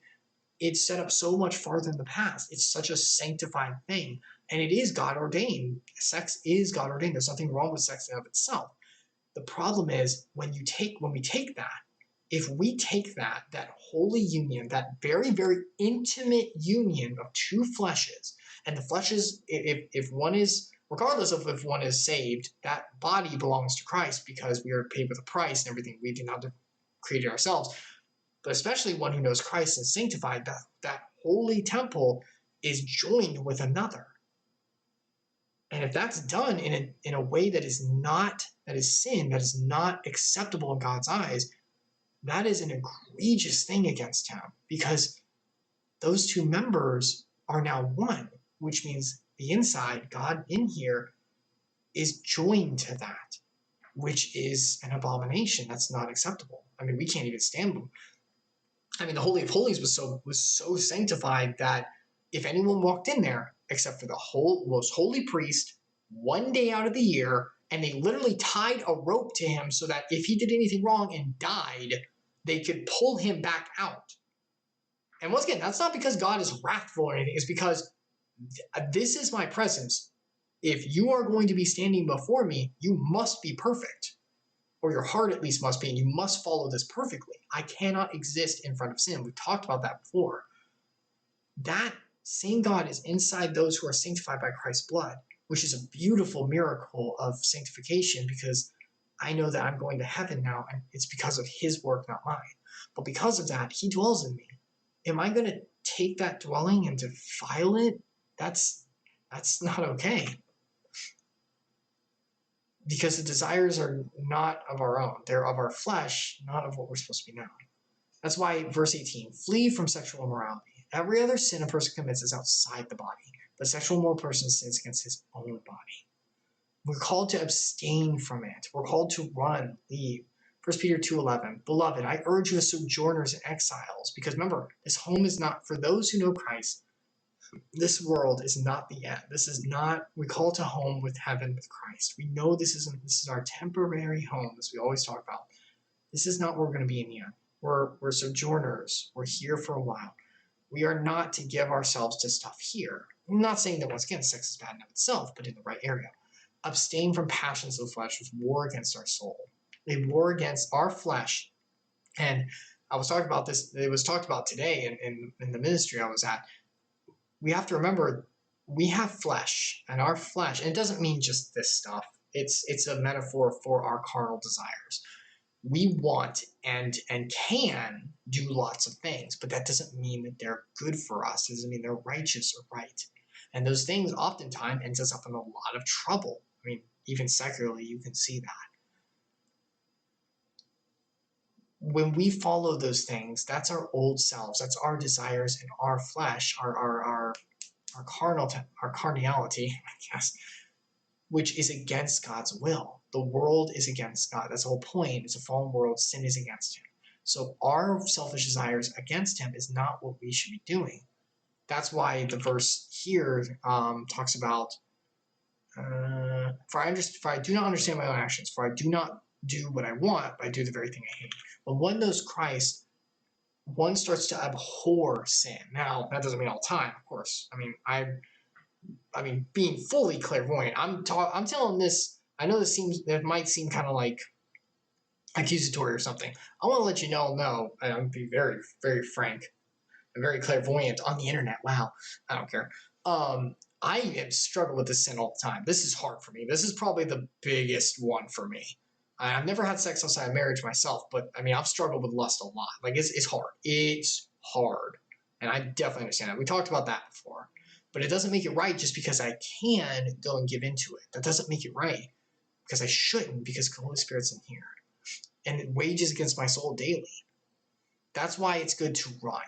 2 Timothy 2:22. So flee youthful passions and pursue righteousness, faith, love, peace, along with all those who call the Lord from a pure heart. The important thing is where the heart lies. And we talked about before, where your heart is, there your actions will be. And there's verses about that. It's so important to find the way out and to lead the passions to something better. And I know this sounds like very generalizing, but it is truth. It's written right here, and I know it to be true in my own. There's always a way out. 1 Corinthians 10:13. No temptation has overtaken you that is not common to man. God is faithful, and he will not let you be tempted beyond your ability. But with the temptation, he will also provide a way to escape, that you may endure it. There is always a way out. Always. Even if what if I get a way out and then I suffer for it? Because I have to suffer. I mean, you mean like Joseph, one of my favorite biblical stories of all time? One of the best, in my opinion, one of the most faithful men of history. I love Joseph's story. In Joseph's story, we'll get there, literally Potiphar's wife Not clairvoyant. I'm sorry. I'm not clairvoyant, Epsilion. I'm sorry. Clarity. What is that called? Transparent. Thank you, Epsilion. I want to be transparent. Holy crap, that was bad. I'm lacking here. In Joseph's story, Potiphar's wife, the man that he was living with, wanted him. I mean, wanted him. And he literally, when it says flee temptations, he literally ran from her at the end. She grabbed his coat and he freaking pulled a like substitution jutsu, threw that thing off and literally ran from her. And for doing that, he got put in prison. And he was counted as righteousness for it. So it's not always going to be easy. And it's not always going to end up with good outcomes in the immediate. But he did escape the shackles of that adultery and the temptation itself, which could have put him in a whole bunch more trouble later down the line. And most importantly, would have distanced him from God so he couldn't be used later to save the entire nation of Israel. And Egypt, by the way. Joseph's awesome. I can't wait till we get to him. He's great. But the point is, he found the way out and he literally ran. There's always a way out. A lot of times when I give into this sin, I know inherently exactly where the way out was. I just can do it, so I want to. So I do. Because there's nothing legally wrong with anything about it, so I do. So I know the way out, but I don't take it. And that's not okay. It's always hard to do, but there's always a way out. And if the important thing here is, and this is big, and it was mentioned today in today's story about the one guy who was like, I don't know if I can overlook this about what's her name, Fordola. Being like, I don't know, all this anger, I don't know if I can let it go. Can or will? That's the important thing about this here. Just because we can do something doesn't mean we should. We can do anything. The choice is, do we want to? And this is big with this sin, for me at least especially. This is big. I know the way out a lot of times. I don't want to. I don't want the way out because it's harder. And as much as thinking on pursue righteousness, faith, love, peace, all of these other distractions and things of pure heart, I don't always want pure heart in the moment, even though I love things of purity. I love like pure-heartedness and all that. It doesn't mean I want it in that moment, but it is what I should go for. And that's the real hard thing. There's no temptation overtaking that's not common to man. Everyone goes through it. Everyone has temptation. God is faithful. He will not let anyone be tempted above the ability that they have to endure it. They will have a way to escape. But the important thing is to trust in God about the escape and to choose it, which is very hard to do sometimes, but very possible to do. But giving into the act will damage the self. Will damage the self. Eventually, sin does catch up to the one who does it, and that's because if God is righteousness and is life, sin is death, and moving away from Him leads to nothing but that. Proverbs 6:32. He who commits adultery lacks sense. He who does it destroys himself. And there's I just finished reading through Proverbs. There's a lot of Proverbs talking about the adulterous woman and how her feet lay in death, Sheol, which is the end of death, which is a metaphor for it and like a phrase talking about it. One who enacts an adultery, especially adultery, but any kind of like fornication in lust, will end up away from the purity and the commitment and the love that they may be seeking for later on, because it destroys the body, not just with sexual disease and stuff, of course, but also it destroys the integrity of it and starts to entrap to that sin itself. Because one must remember, whenever one gives in to sin, it's chains, like it's desires, and desires are not quelled ever. Just one time is never enough for desire, ever. It's always going to go farther. And desires themselves are not bad. They are not wrong. They're God-given. But if there's a time and place, I just read through that in Ecclesiastes as well. But it's very important to understand where that is and to trust in God whenever it's not the time, and to look for the way out. And then verse 19 through 20, Or do you not know that your body is a temple of the Holy Spirit within you, whom you have from God? You are not your own. You were bought with a price. Glorify God in your body. We are called, and we talked this before, when one gives himself to Christ, we're called to be living sacrifices to it. Romans 12, 1 through 2. We talked about this before. I appeal to you, therefore, brothers, by the mercies of God, to present your bodies as a living sacrifice, holy and acceptable to God, with your spiritual worship. Which do not be conformed to this world, but be transformed by the renewing of your mind, constantly giving thoughts to God, that by testing you may discern what's the will of God, what's good, is acceptable, and perfect. And remember, we are not done. We are not sanctified and going to be holy by our own power. We cannot do that. And that was pounded in my head recently, which is good. That's a good thing to understand because that's the most important thing. We cannot do that ourselves. It's like, well, I don't know if I can have the strength to say no to sexual desires all the time. I know, I don't. That's why God's the one who works in us. We don't have the strength to say no all the time. That doesn't mean we can't do it. We can, but we need that help. Those sanctified were not by their own power. 1 Peter 2:24, he himself bore our sins in his body on the tree, that we might die to sin and live to righteousness. By his wounds you have been healed. Fleeing sexual immorality and cleaving to abstinence outside of marriage is so important, so difficult. But it is possible, but not by our own power. That escape is always there, but technically speaking, we can always take it. But practically wise, we won't always take it. And I know that. Oh, I know that. I know it very recently, actually, just to be as transparent, thank you, Epsilion, as possible, very recently. And that sucks. But I know that God's word works in me. The Holy Spirit's here. And that's the best part, is that this is his temple. Even if I defile it, there's nothing I can do that he cannot wash away with his blood. But just because he can wash away, does that mean I can just go sin? Heck no. Heck no. Heck no. And those are verses I went over myself. Just because we can sin, does that mean we should? Heck no. We are called to grow stronger and more mature in the Lord, to be in him so that he may make in us. And it's not anything we do, it's him working in us. So I know sexual immorality is difficult sometimes. Trust me, I know. I know it doesn't seem like I do because I'm so immature, and not immature, I'm so naive about girls and all that stuff. I know that, but please trust me when I say I know what the temptation feels like, and trust me, I know what it's like. I know that. I will put my paycheck on that. I'll put my entire Twitch stream. I promise you, I know any of you who struggle with it, what it feels like. I know. But that doesn't make it right. And there is a way out always. The important thing is trusting the Lord to take it. Because sexual immorality will destroy in the end. Because the whole point is that our bodies are worshiping temples to the Lord. And even secularly, I mean, we've seen, a lot of people, I'm sure you've seen how that can destroy. I mean, I've seen how it can destroy my own job. I can't go into details because confidentiality, but I've seen how it can destroy. It's made for a very intimate reason, and a beautiful reason too. And inside that beautiful unity, absolutely, and it's called to do so actually. That's the whole point, is to fulfill it within that.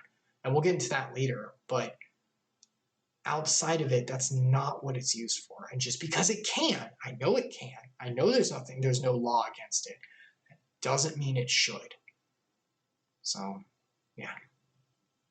Anyway, I know that's kind of like, I know that seems like accusatory as like, oh my gosh, thanks for preaching at me and stuff. I know, I'm sorry, but it's important, and I struggle with this a lot myself. So it was brought up recently, I wanted to tackle it. And I think it's a very important thing to tackle as well, especially in today's world where, just to be very frank, it's honored to have sex outside marriage all the time. It's like if you don't, you're honestly looked at as like a prude, or not prude exactly, but like, what?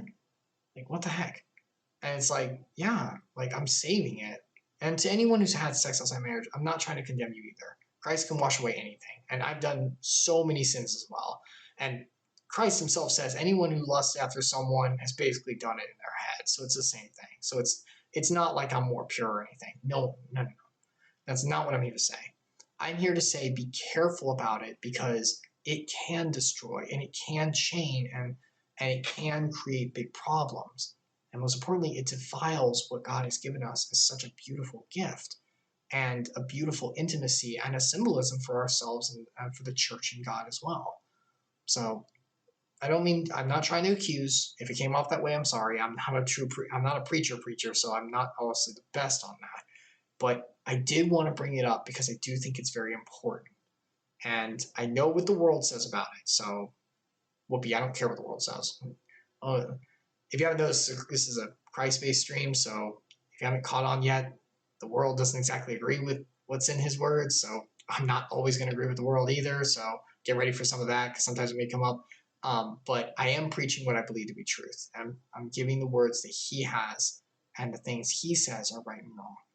So I do want to make it known of where I stand, and where I think the Lord wants us to be too.